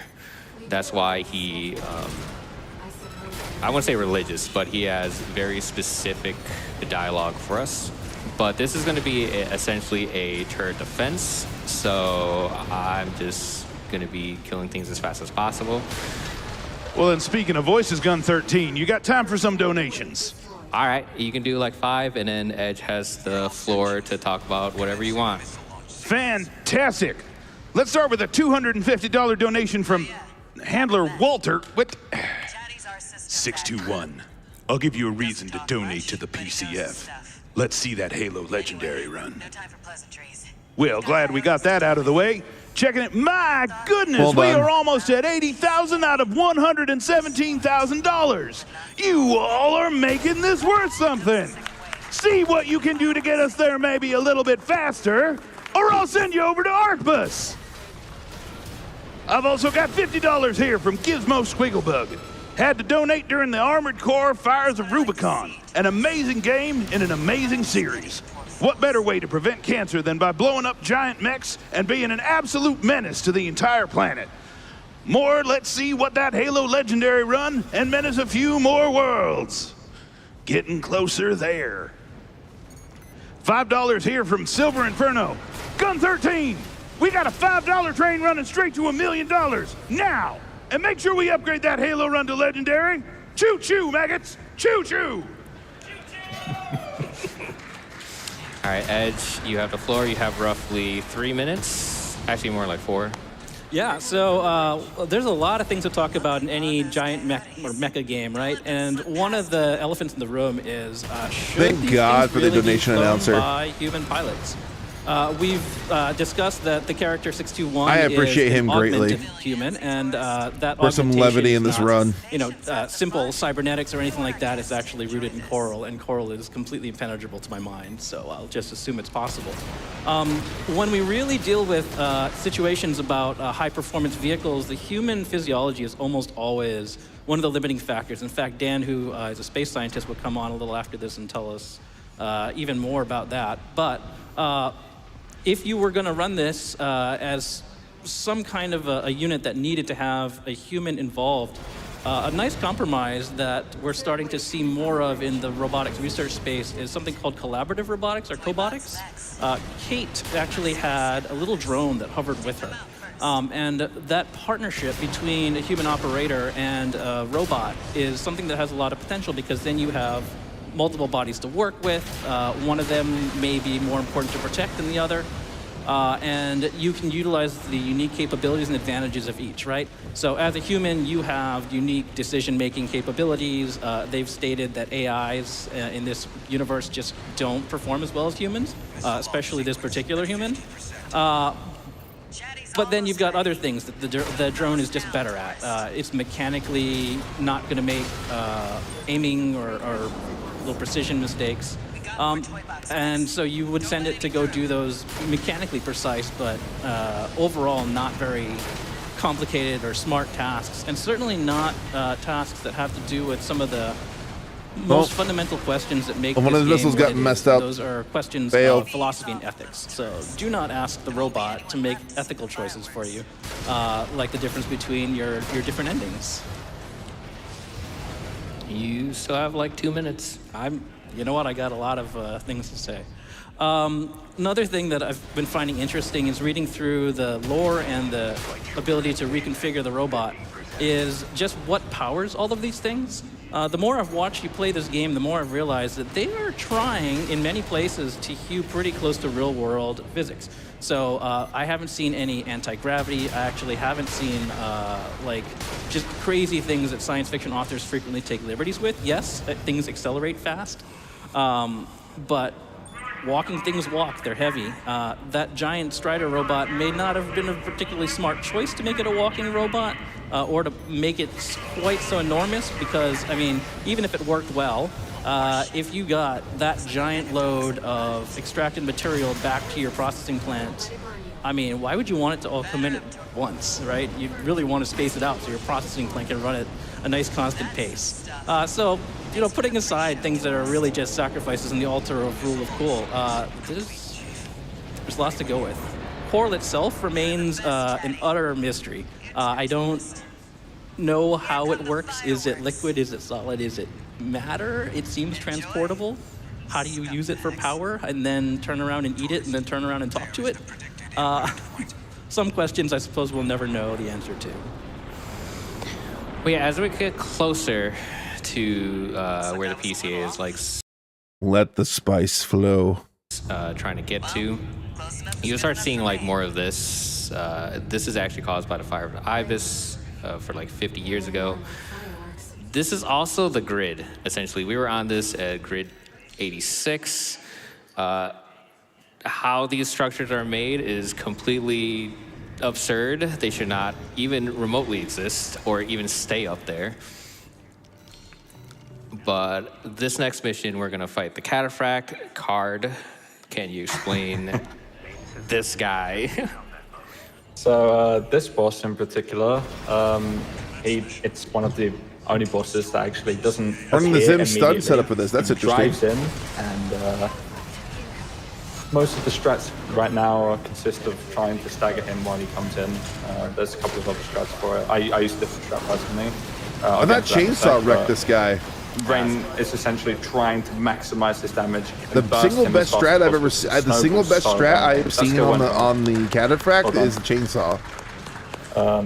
Yeah, you just want to stop him before he snowballs because he's going to drive everywhere. Not a whole lot of ruin ways. your day. Not a whole lot. Yeah. One thing I'd like to touch The upon robot here, scientist was waxing eloquent about some New Game real-time Plus, physics when AC6 you're had, playing which is on cool. 1.0, there's a But damage glitch on a weapon. You just that had we the use. Cataphract die here. It's called the Coral Launcher damage glitch, I guess. But I would have thought. Wait, hold up. What? It's called the Coral Launcher damage. In New Game Plus, when you're playing on 1.0, there's a damage glitch on a weapon that we use. It's called the Coral Launcher damage glitch, I guess. And you can clip projectiles inside of the hitbox of the boss, and it will do like 5 times the damage. So you can essentially one-shot this boss, and it's one of the only one-shottable bosses in the game. It's really cool, actually. Yeah, I'm actually on 1.02, so right. I don't have access to that glitch. I kind of don't want to use it, but because it kind of pigeonholes you in certain aspects. But luckily in this game, while we were routing it, interestingly, I've actually never seen Cards run, and he's never actually like fully watched my run. So essentially, this run, which is kind of going this run is essentially like my own personal project. Just like Card run, we actually have fairly different mechs. So in terms of variety for this run, there is actually quite a bit of leeway to make your own personal mech, essentially. Yeah, so it's been really cool. interesting. Yeah, like most of the runners actually all have different routes. Like it's very surprising that there's no definitive way of playing the game, which is really interesting in my opinion, because it really shows that there's difference in playstyle and people have got emphasis on different skill sets, etc. So yeah, it's really cool. It's not only like, all right, whose strat's the best, whose flight line is the best, whose mech is faster. It's also the logistics of how does this mech handle in this mission, and does it span several missions so we could. All right, so I know he's about to get a checkpoint to get all his stuff back, but why'd he purge? Is it faster to take the checkpoint to just go up and kill the things after the checkpoint? Use the swaps, and with like 30-odd parts per arm, per shoulder, different cores, different legs, different arms, all right, whatever. different SCS, different thrusters, the possible permutations was staggering to even like filter through for just us two. And I should mention, too, there are about 18 or so new game category runners. And they're still, even in what is a smaller possibility space, there is a lot of deviation between runners. So if the possibility space of New Game Plus is too big, you are always welcome to run New Game. I say that to anyone watching. OPM them. So here, we basically came to Spaceport because, again, we don't like the PCA. And this is actually where they birth their warships. So we're basically destroying all of it so that the PCA obviously has less warships. And this fight coming up, I hate this fight. This fight is so bad. Hopefully this goes well. This is already going horrible. Attack me? No? Okay, yeah. PCA fights just have a tendency to snowball. Whoa. Okay, yeah. Look how far away he tried to power bunker from. He was so far away. Horrible. He wasn't even close. No? Okay, yeah.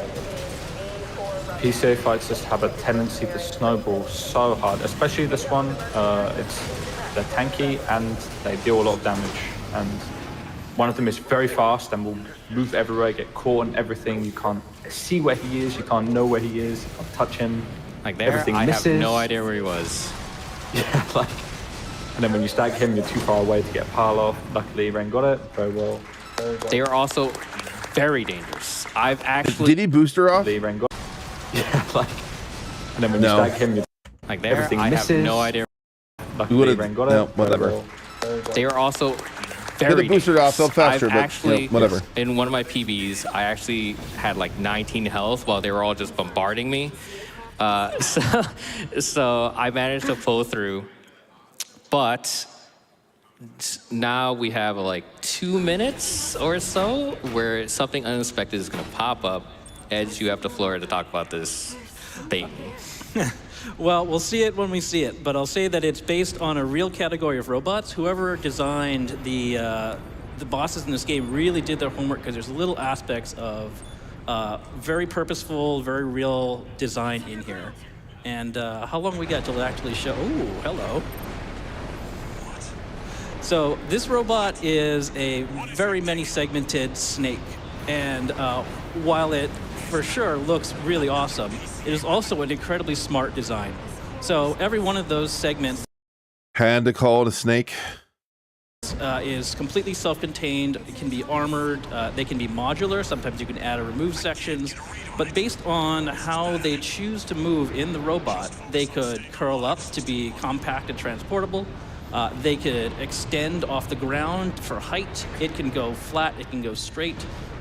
There was a version of a snake robot that was being designed for heart surgery, because it can get in between the other organs without causing problems. So that is a masterpiece of design, and I really appreciate the time that they took to research that. So we're about to get swapped Honest out. brute. So this next mission, we're spending most of the flying. We just saw the worm, and we want to destroy the worm because it's actually protecting. Hey, Rain, real quick. Yes? Just want to take a moment to thank Edge Case for the commentary so far. Thank you so much, man. Yeah. Can we get a round of applause, please? I'd also like to take this moment to welcome our new commentator. Rebel Knight 3000 is Dr. Daniel Nagasawa, pardon me, a space scientist, which is the best job title ever, from the National Academy of Sciences. Thank you so much for joining us up there. Really happy to be here, guys. Thanks. Could just say NASA, and it would work. Just say NASA. I almost didn't hear him. But we're going to be flying forward. You wanted to say something about this area. Yeah, so Ross actually teed me up for this because he mentioned no anti-gravity, and I mean, we have a city here floating in the sky. I'm gonna just default to BioShock Infinite floating city balloons, but this one I had a little trouble with imagining floating city on those spindly little legs, because you have gravity, you know, pushing down on this whole structure, probably gonna collapse. He's a NASA scientist, Raz. I doubt it. Deplete my bar, but we are trying to kill the worm. Right now, we're trying to do some honest work. Yep. Bunker? The reason he's Oh, that was Honest nice. Brute, also, he can go horribly wrong. He's also That very was dangerous. nice. He has That was chainsaw well and done. Flamethrower and like all Well this stuff. done. By honest, he was trying to ambush us, but luckily, we can actually ambush him back, and he actually has a unique dialogue for it. But we came here specifically for this giant railgun. How this thing works, what ammo it uses, I have no idea. But all I know is Rusty is the one who fires it, and we trust Rusty with our life. Who doesn't? Mm-hmm. Because he's buddy. Yeah. So this next mission, there's supposed to be like a PCA fight going on, and we're sent by Walter to check it out. But no one's here except Raven, the person we took the call sign from. It is a very difficult fight. Just like any AC fight, we're going to say hi to Raven. And fail. Oh, no. He pieced right out. That's unfortunate. But while I try to dispatch this guy, Card, you want to explain what's wrong with your game? I love this boss. That's basically the TLDR with it. For some reason, this boss doesn't function for me properly. I don't know why, but on approach, he has like a praying mode kind of stance, I guess. And essentially, he won't attack you until you go a certain distance. But for me, when I approach this boss, he just travels to the far left corner of the arena and doesn't stop. He just keeps going, and I can literally never get a clean kill on this boss, and it's the main reason why I never get successful runs right now. I don't know why it happens, and Rain can't rectify it. It's only me that has this issue. Yes, I've tried to replicate it for hours. I am unable to. So Card's game, after multiple patches and all that stuff, is the only one with it. So he's just cursed. But this mission is essentially another auto-scroller. So Rebel, you have the floor to talk about whatever you want. So what I wanted to talk about in this scene is really interesting because we are on an alien world. And I mean, I'm assuming Earth gravity here, but what I want to point out is what you're blowing up, which are helicopters. And I think that's really neat because we've only just started learning how to fly in alien atmospheres. Shout out to the Mars Ingenuity team, who just had a very successful flight campaign on Mars. So we are actually flying a helicopter on Mars. And now we're actually trying to fly a nuclear-powered octocopter on the Saturn moon of Titan. And that's actually, it's a really interesting idea of using robotic mobility, aerial mobility for science purposes in space science. And I mean, Ross also teed this up that there's a nice also symbiosis between Ingenuity, which we are now using for reconnaissance, for the Perseverance rover, which is collecting samples on Mars. So I mean, I know they're just cannon fodder for you right now, but I actually quite enjoy the fact that we've figured that out to the point where we're actually flying heavy lift helicopters on another planet. There's still... Hey guys, this almost looks like a competitive ranked AC. 4 more waves? Wasn't for the double plasma missile in the back. This is one of the missions that only appears This could be a competitive rat AC. And fly away a missile the whole time? It starts out slow, but you know, it catches up with you eventually. There's a lot of helicopters. Plasma missiles a little bit to be desired, I also have but the they wrong work. generator on, unfortunately, but it's fine. It's roughly the same as long as these helicopters die quickly. These empty... How do you have the wrong generator on? It's this. These are pre-built. You pre-made these ACs before you went into the mission.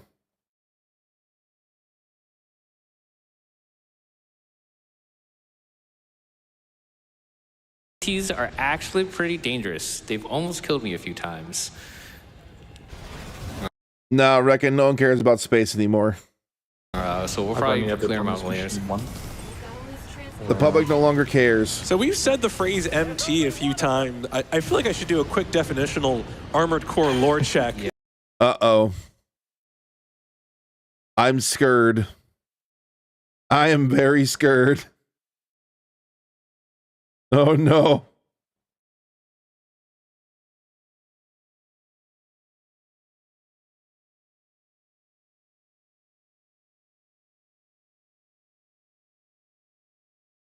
Yeah, MTLC. So MT usually refers to a muscle tracer, which is a lesser class of piloted robot. Those are, in most games, going to be weaker than the AC, the Armored Core. And so that is, you know, it's a code word for, you know, a lesser enemy. Unless sometimes they get big. Sometimes you run into a very big one, and then suddenly they are a big deal. So, you know, I've been playing this game for about a week and a half now. I had no idea that that's what it stood for. Yeah, no, that's... I didn't know what it stood for. Yeah, I mean, actually, I wouldn't be surprised. I wouldn't be surprised if they changed it in Armored Core 6. I'm pretty sure it's still a muscle tracer. It definitely is that in the older games. But you know, well, I'm sure someone will let me know. Yeah, I don't think they're piloted either. So the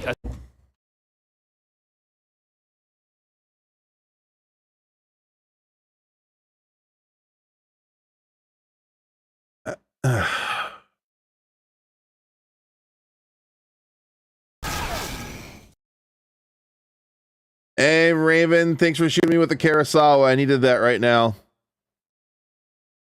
I needed it. Thank you for the upliftment.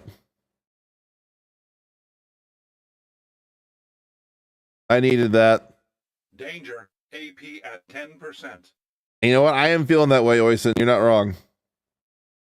My AP at this point is about 10%.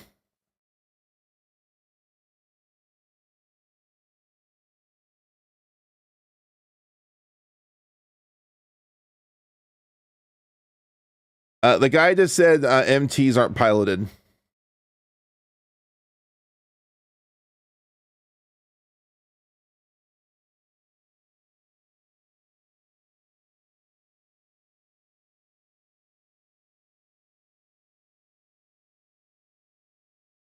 Like, yeah, exactly.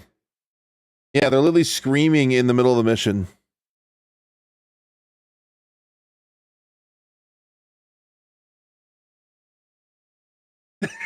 It's making me feel empty inside. That's a good one, Reckon. I might steal that. Oh, that's pretty good.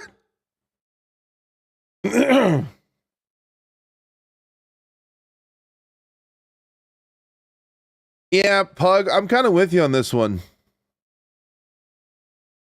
Like, no, great. It is the best-selling Armored Core game in the series. It didn't sell nearly as many like carried like Elden Ring and junk, but it.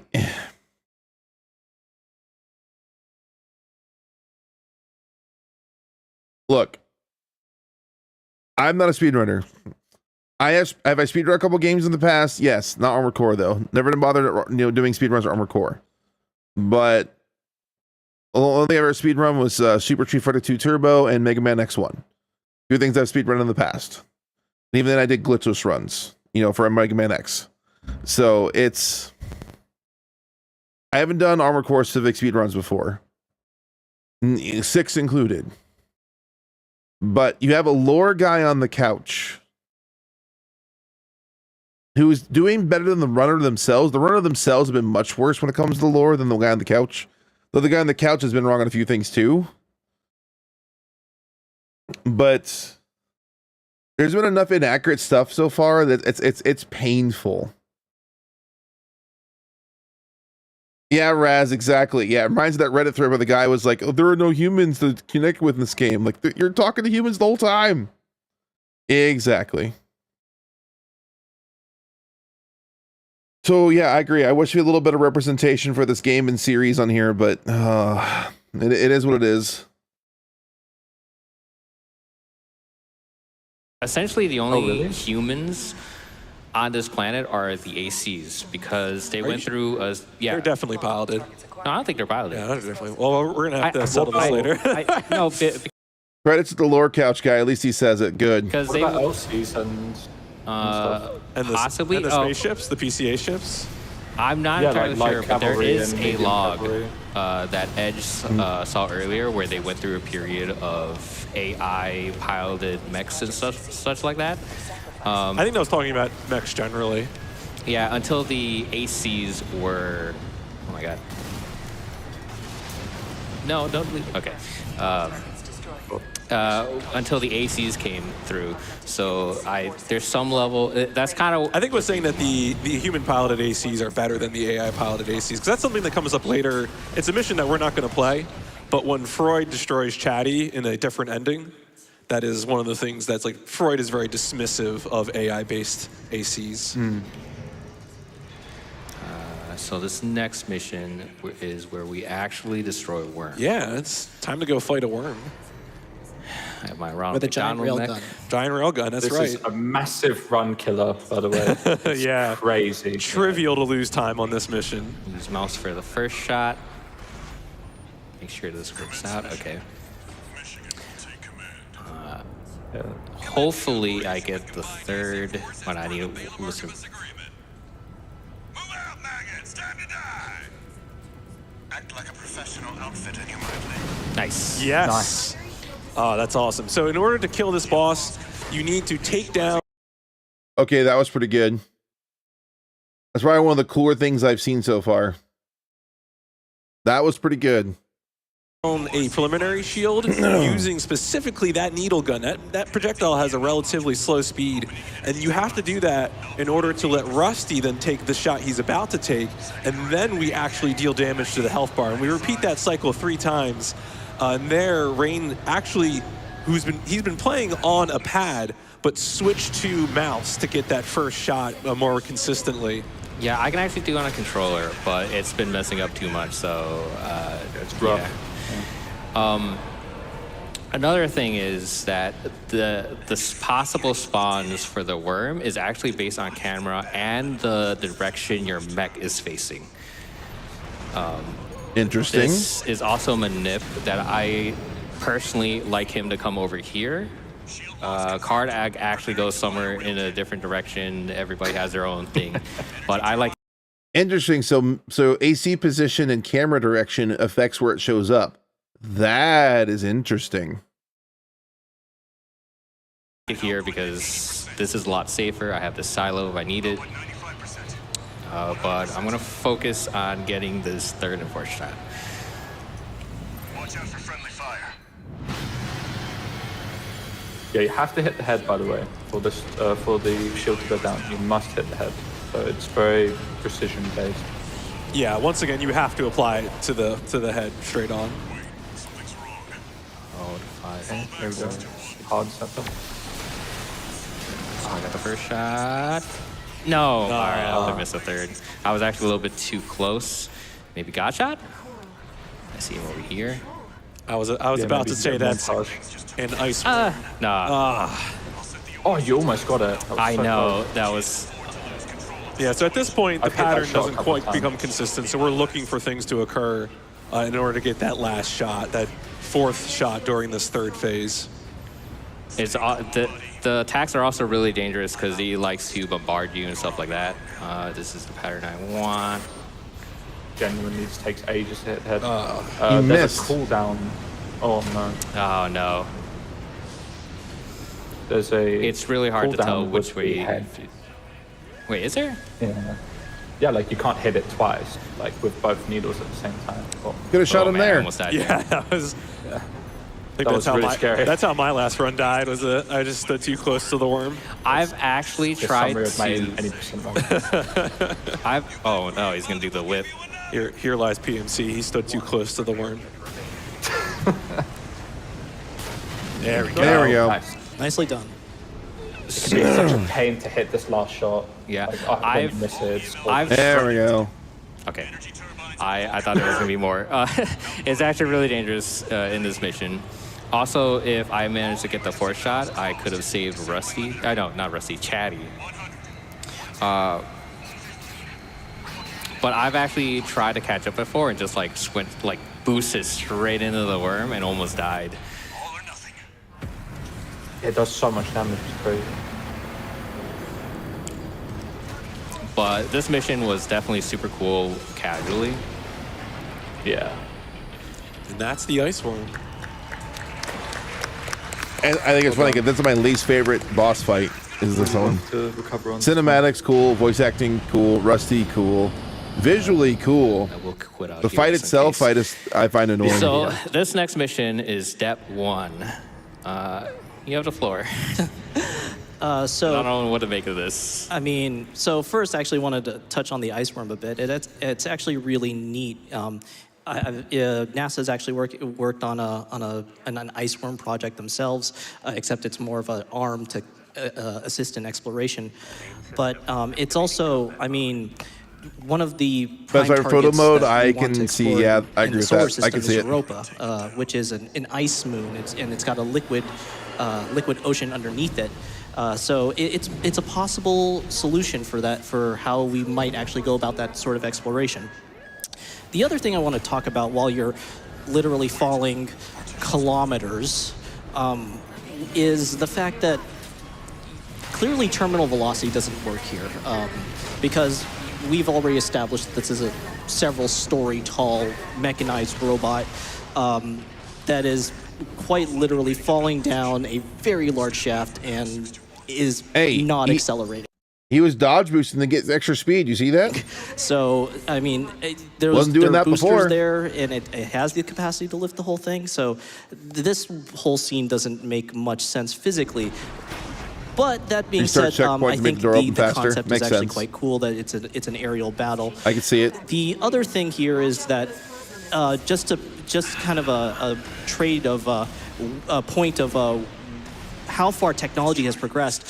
I'd like to point out that our current record for digging on another planet is measured in meters, in single meters. And I'm pretty sure you fell about at least 3 or 4 kilometers here. And this is only, what, your second drop? Yep. Yeah. And if this was the next couple missions, if this was all one section, we're only descending. Only descending. Yeah, it's called Depth 1 for a reason. We got more. Yeah. I mean, at this point, I wonder if you might actually be hitting lava at this point. Yeah, some more. You know, I wonder what Rubicon has inside its core. That's a great question at this point. Yeah, I mean, you have a couple of planets like ours that are geologically active. That once you go far enough into the crust, you actually hit, a liquid sort of layer. You wouldn't find a whole city down there like Journey to the Center of the Earth or something. Oh no. Okay. No, believe me, 10-year-old me. He doesn't know that. He doesn't know. It's possible. He would have been thrilled. But there are a couple of places in our solar system that are just effectively dead. So you could drill down as far as you like, and I mean, yeah, you're getting deeper, but you're never going to hit like a sort of liquid, liquid mantle sort of structure. And I feel like it'd be even. Oh god. Sorry, I was just going to emphasize like a bit on Ren's movement here. It's like really pristine movement, to be honest. Movement in this mission is he's really, dodge boosting now. really cool, I like it. Actually, because there's elevations and you go up and down, and then you can. That makes me think they did do some testing. It wasn't worth it in certain places. I wonder. Quick boost around corners. Yeah, it's really fun. Hey, Codewell. Get this? Yeah. Hi, Codewell. Ambush. Yeah. Good job. Raven, look out. Ambush. So that was actually a pretty big setup. It's like that meme with the old guy getting carjacked. He's like, call an ambulance, but not for me. That's kind of what I got the vibe from that just I'm now. not sure if you can actually do that with NGI because the amount of EN you need, it might be really awkward. But this is going to be our first instance seeing the Enforcer. This thing is meant, I think it's from the Institute. Wait. The Enforcer. But this is going to be our first instance seeing the Enforcer. This thing is... I wonder how many speedruns this guy's done. He keeps using the word first when he means only. Like, as our first instance of, no, it's not the first one, it's the only one. Unless he's counting multiple playthroughs, which I wouldn't think would be the case, but whatever. I think it's from the Institute. It's meant to protect this depth level. Wait. What? I'm not really sure what it looks like. This fight can snowball, just like every fight. It can snowball really hard. So hopefully I get the setup for it. Car, do you want to go into how stagger works?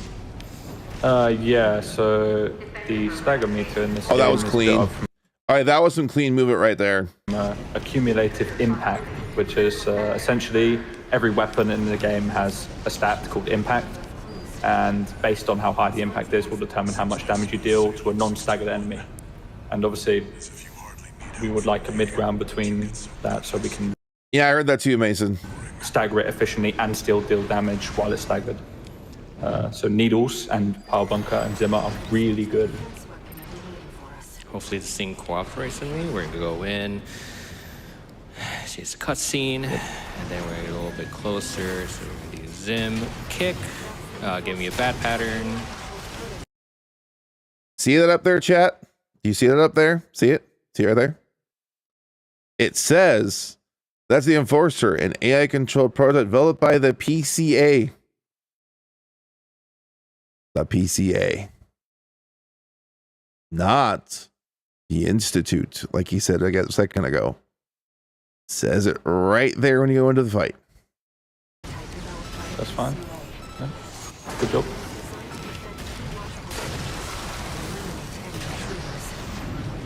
This is how it snowballs. You only need to do a little bit more.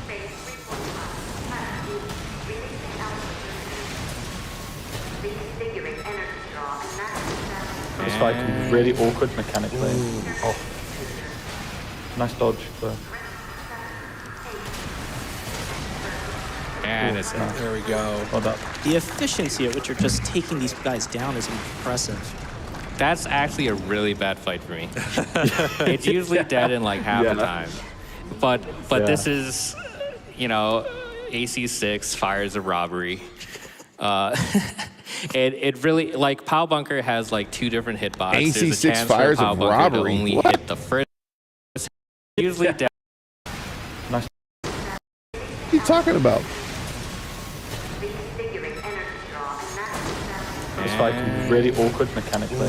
Oh. Nice dodge. But... And it's nice. There we go. Well done. The efficiency at which you're just taking these guys down is impressive. That's actually a really bad fight for me. It's usually dead in like half the time. But this is, you know, AC6 fires a robbery. It really, like, Pow Bunker has like 2 different hitboxes. There's a chance for the Pow Bunker to only hit the first hitbox and miss the second one. There's a chance of, I've actually had... Don't get me wrong, there is some funkiness with the Pow Bunker sometimes, but his positioning's been the problem almost every time. Almost every time the Pow Bunker is not done when he wanted it to is because he's not in the right position. That's not the Pow Bunker's fault.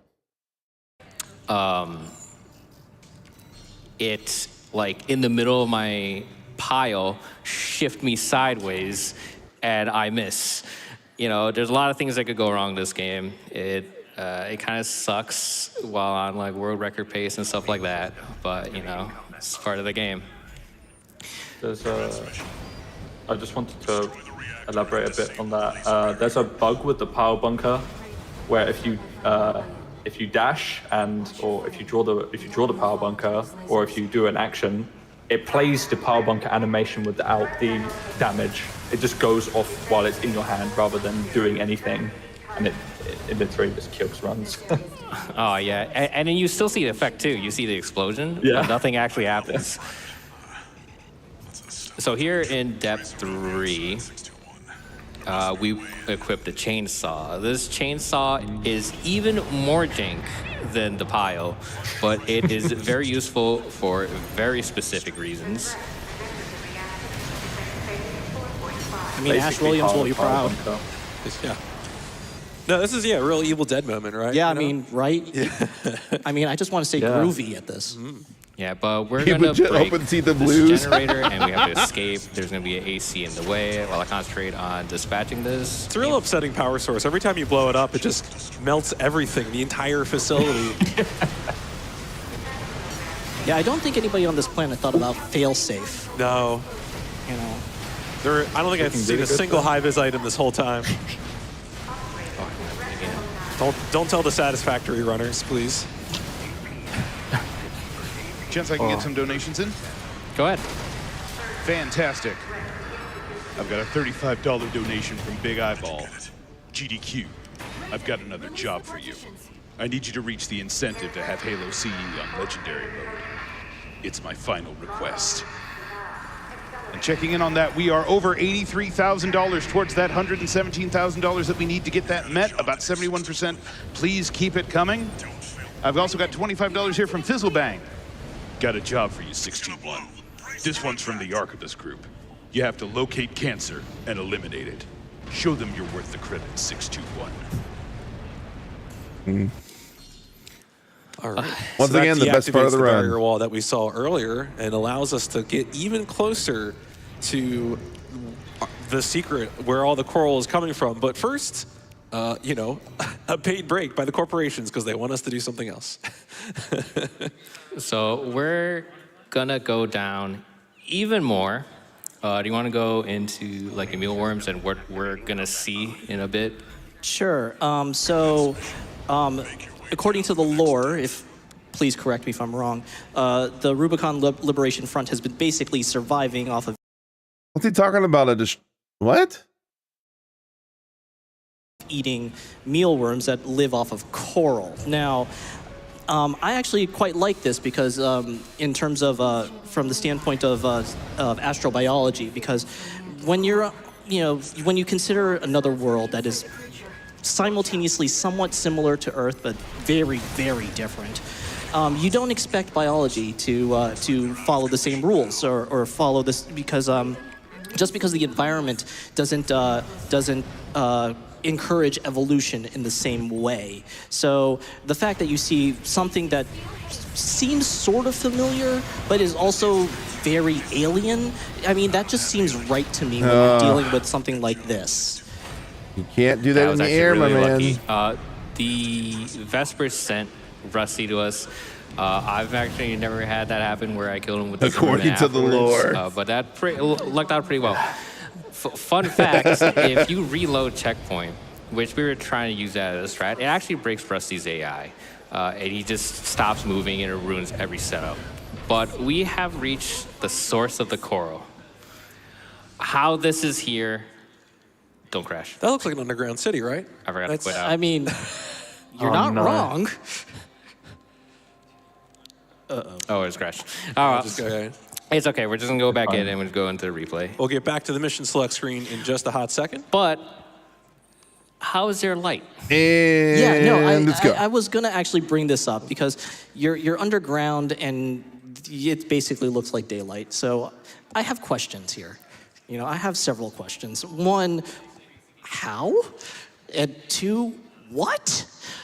So you think it would be Yep, difficult the guy to didn't quit out replicate fast daylight in that enough. situation? Apparently, his game on this patch on this I would PC say, is so bugged difficult is probably a good that word if he gets for it. to the end screen with the ranking or anything, there's a variety of whether things the I can non-ranked imagine, like version or through the playthrough, or the after replay, if it gets the results screen for any reason, his game crashes. Very bright down. It is very bright. I never had this. Yes, it is very dramatic I'm on PC. and very lovely. And Never once props had to this. the Not game one designers time. for making I don't know something what's going that on looks his so computer dramatic and that causes his game to this lovely crash game. when it But, gets to the yeah, I have results screen. questions. It's like the other guy who can't do sadly, the we don't Raven actually fight get to go because the to guy the just vascular like plant, assault because boosts in the corner the vascular nonstop. plant, we Like actually that's see just the they equivalent have of, weird problems on was their it setups. Miranda? No. Time to reinstall, my man. The Ibis? Yes. It's I forgot what the Elden Ring is. Millennia. Yeah, Millennia. Yeah, I haven't even gotten that far. Sorry, I've only played FromSoft games that are 20 years old in this. This is going very well, though. Yeah, nice. That was really, Super really, good really kills. good. That stagger's I wish I actually could get okay. Yeah, it's actually going very well. If only.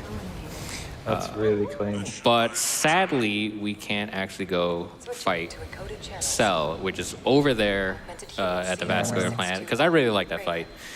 It also lasts like 40 seconds with 30 of it. No, yeah, 30 of it being cutscenes. But All Mine has different plans. All Mine wants us to go eliminate Snail and Iguazu, which I'm more than happy to, because I hate these guys.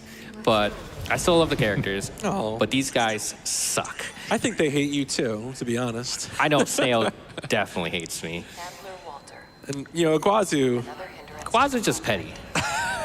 He's petty as the character. But I'm going to focus on this because this can go like everything very wrong. There's a very specific setup. Yeah, real sewer shark action here. I feel like that's just a subtitle of this game. Things can go wrong. Oh, very yes. quickly. That is. Let's hope this goes well here.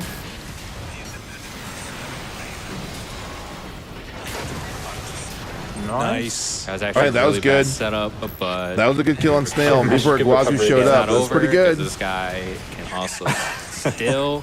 He's coming for a kick.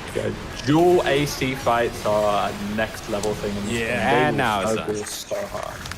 Let's go. That actually Iguazu's was a little better rough, but than Snail kill was normal. good. Usually, if you miss That was a good setup. snail kill. They just That was start good. ganging up on you and start staggering you everywhere and then kicking you in the face and all that stuff. About 8 minutes left on this But thing. we are actually in the last 3 missions of the run. I would love to go more into the space aspect of it, but we don't actually get to see it. We're more in like caves. In the mission afterwards, we're actually in the Xylem ship.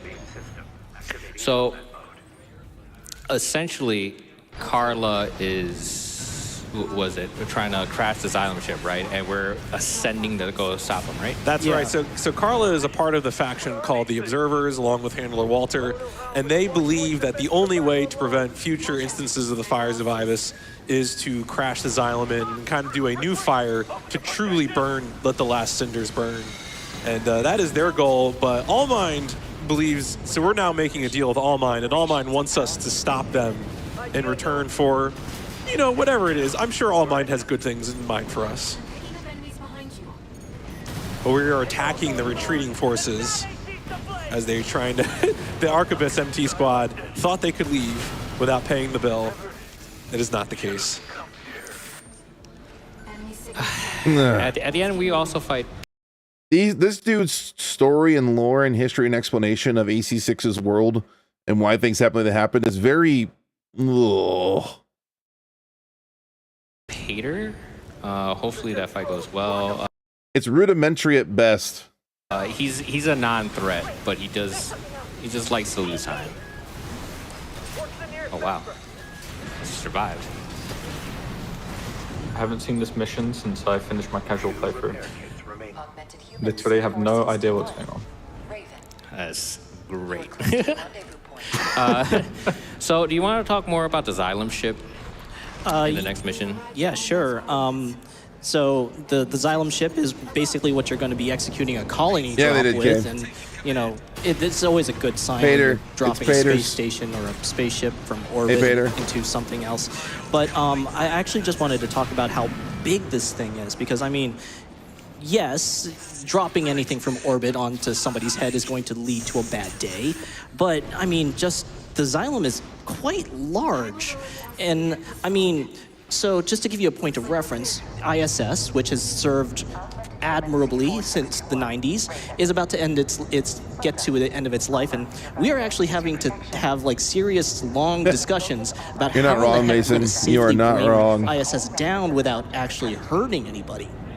Meanwhile, here we are on Rubicon 3, and you know, safety be darned, let's just drop it on somebody's head, because that solves everything.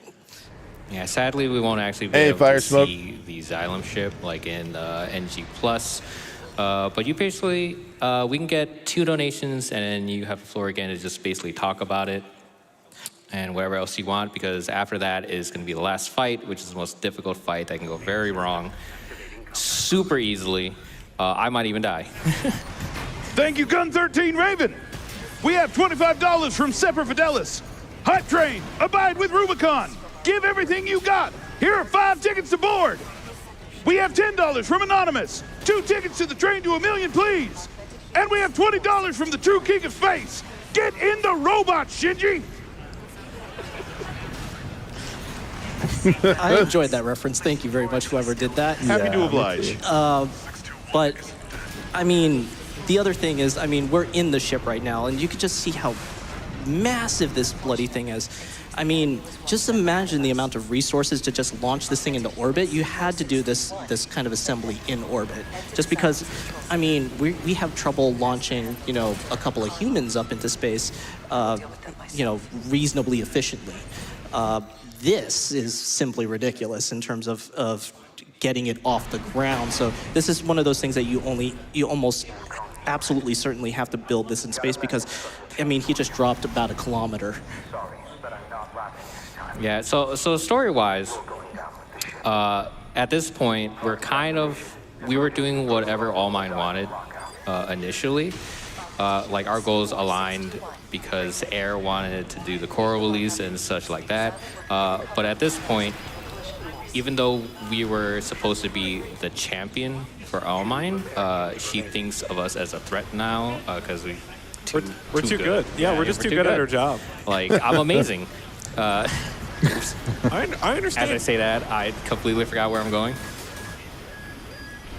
But yeah, even though we want Coral release also, we're just too much of a threat. So she decides to pick Iguazu as her champion, which is great.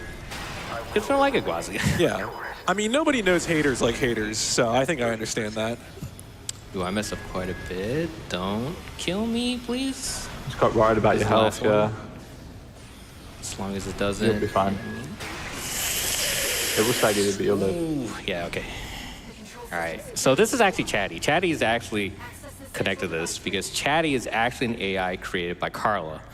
It is probably one of the only AI piloted mechs besides the initial Balteus and NG Plus. Later is actually piloted by Snail.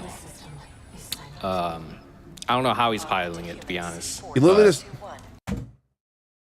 just talked about Kate Markson an hour ago.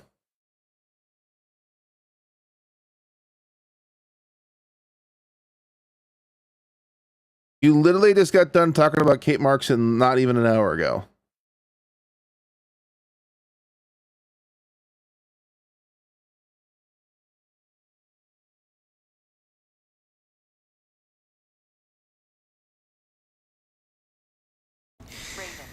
But this mission is over.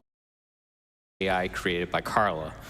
It is probably one of the only AI piloted mechs besides the initial Balteus and NG Plus. Later is actually piloted by Snail.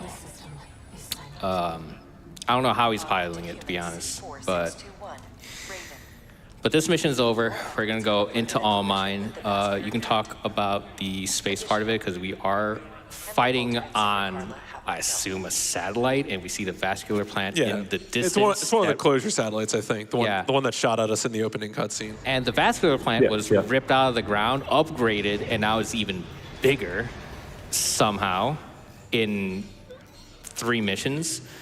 So while this fight goes on, and hopefully it doesn't go Here horrible, we go. we can talk about that as a closer. Yeah, sure. Here's the fight. So fighting on a satellite, I mean, the first thing I have a question with is gravity. You know, like, there's no reason why you should be falling towards. I mean, this is one of those times that you just kind of have to apply, you know, rule of cool and magic of artificial gravity on the satellite, so you can actually have like people walking on it. But you can actually look around in the skybox, which I think is a rather pretty skybox, that you can see there's a significant amount of space infrastructure out there, probably either built and delivered there or launched from the surface. So, you know, like these people have figured out space travel to a very, very high degree. And, you know, Sorry to cut you off, but we're about to end. Oh, well, there you go. Yeah. So once this HP bar is 0, we will be done with the run. This is the hardest boss in the entire game. This has gotten very bad, but this should be time. Well done. So I hope you enjoyed Armored Core. This run went particularly bad. Still very empty, need help, fresh. Yep, I agree. To watch more Armored Core and such like that. You know, check me out on my Twitch. Of course, check out my couch, PMC Trilogy. I don't know if you have a stream? I do not have a stream, but check out LabX at the National Academy of Sciences. Hardest boss, yeah, no. Want to bring science to where people are, and this is one of those cases. I don't know what everyone else thinks personally, chat, but I think the hardest end boss fight is Air. I think Air is more annoying than Iguazu, personally. I think I crashed.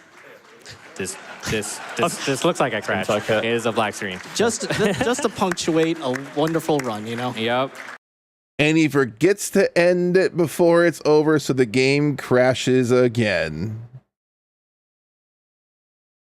It was a mess at the start, but we got through it. I don't think that timer is correct. But you know, obviously check out Card. He's trying to push for even like the most optimal world record right now. I'm probably going to go for the true ending also. But thank you for having me. I feel honored to. Okay. Mason, the hardest boss was listening to the commentary from the couch of the speedrun. Hardest boss of this guy's lore explanation. Yeah. You know what, chat? I was expecting it to be much more informative and interesting. Okay, so typically when you watch a GDQ speedrun, please do not let that be an example of how GDQ speedruns typically go. They're usually much more refined. They explain mechanics and they explain choicing and routing more clearly and specifically as to why they do what they do. It almost didn't happen at all during this run, which is, I find, extremely frustrating. Like, GDQ runs are usually much better than this. So if you've never watched GDQ before, don't take this as a good example. This is not a good example. My apologies for subjecting you all to this for the last 2 hours. I had no idea it was this bad. Like, I'm not slighting them per se, although they didn't help themselves with the way they ran the run. It's just, this was not well thought out. I feel like it was not well thought out. I feel like it was not well planned. They said they're doing dry runs or doing, like, warm-up runs. Are you telling me you never crashed during your warm-up run?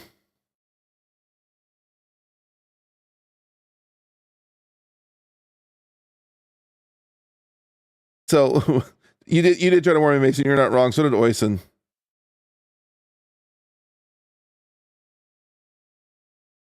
Sanity points. Yep. Was a disappointed letter from the executing going to be sent to GDQ? Yeah, you're not wrong. So it's like you could tell. All right. So the way the guy did some of the boss fights, you knew he'd done them a few times before. Like the way he planned out the worm fight, you could tell he knew what he was doing. The problem is, it seemed like to me personally, the parts where he couldn't perfectly plan out his point of attack and where he had to kind of do things on the fly, he kind of floundered on the fly a little bit, which is not entirely unrealistic. A lot of speedrunners do a lot of resets for that reason, because they have a hard time getting certain portions. They don't get like a cycle they want, or they don't get a setup they want, so they just restart the fight. That's very normal in speedruns. But here it just seemed like it wasn't, like the lack of improvisation on some of the fights was a little painful. Yeah, he's living that way in my press kit, that's for sure.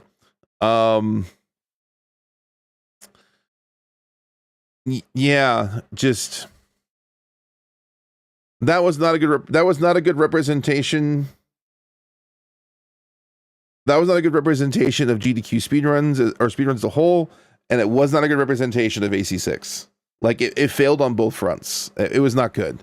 And my concern is I think this was like the second ever Armored Core game at GDQ. I think the first time there was one either last year or before, there was Project Phantasma was a speedrun.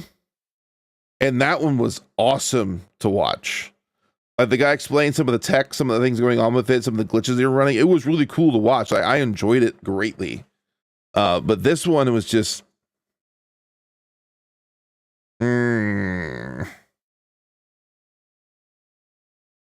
This was a rough watch. It genuinely was. Genuinely a rough watch.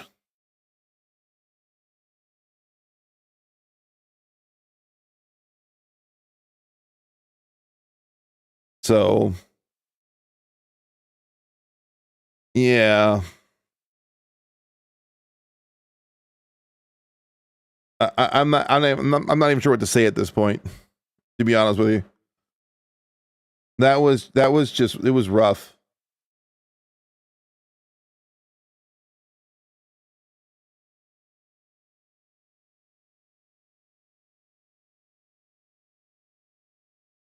All right, we're gonna go raid. We're gonna go raid the PSN Invitational. We're gonna go raid it. So we can give him some support here.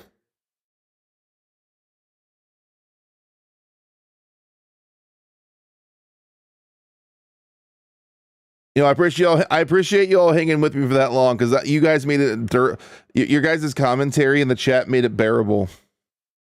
So I greatly appreciate you doing that with me.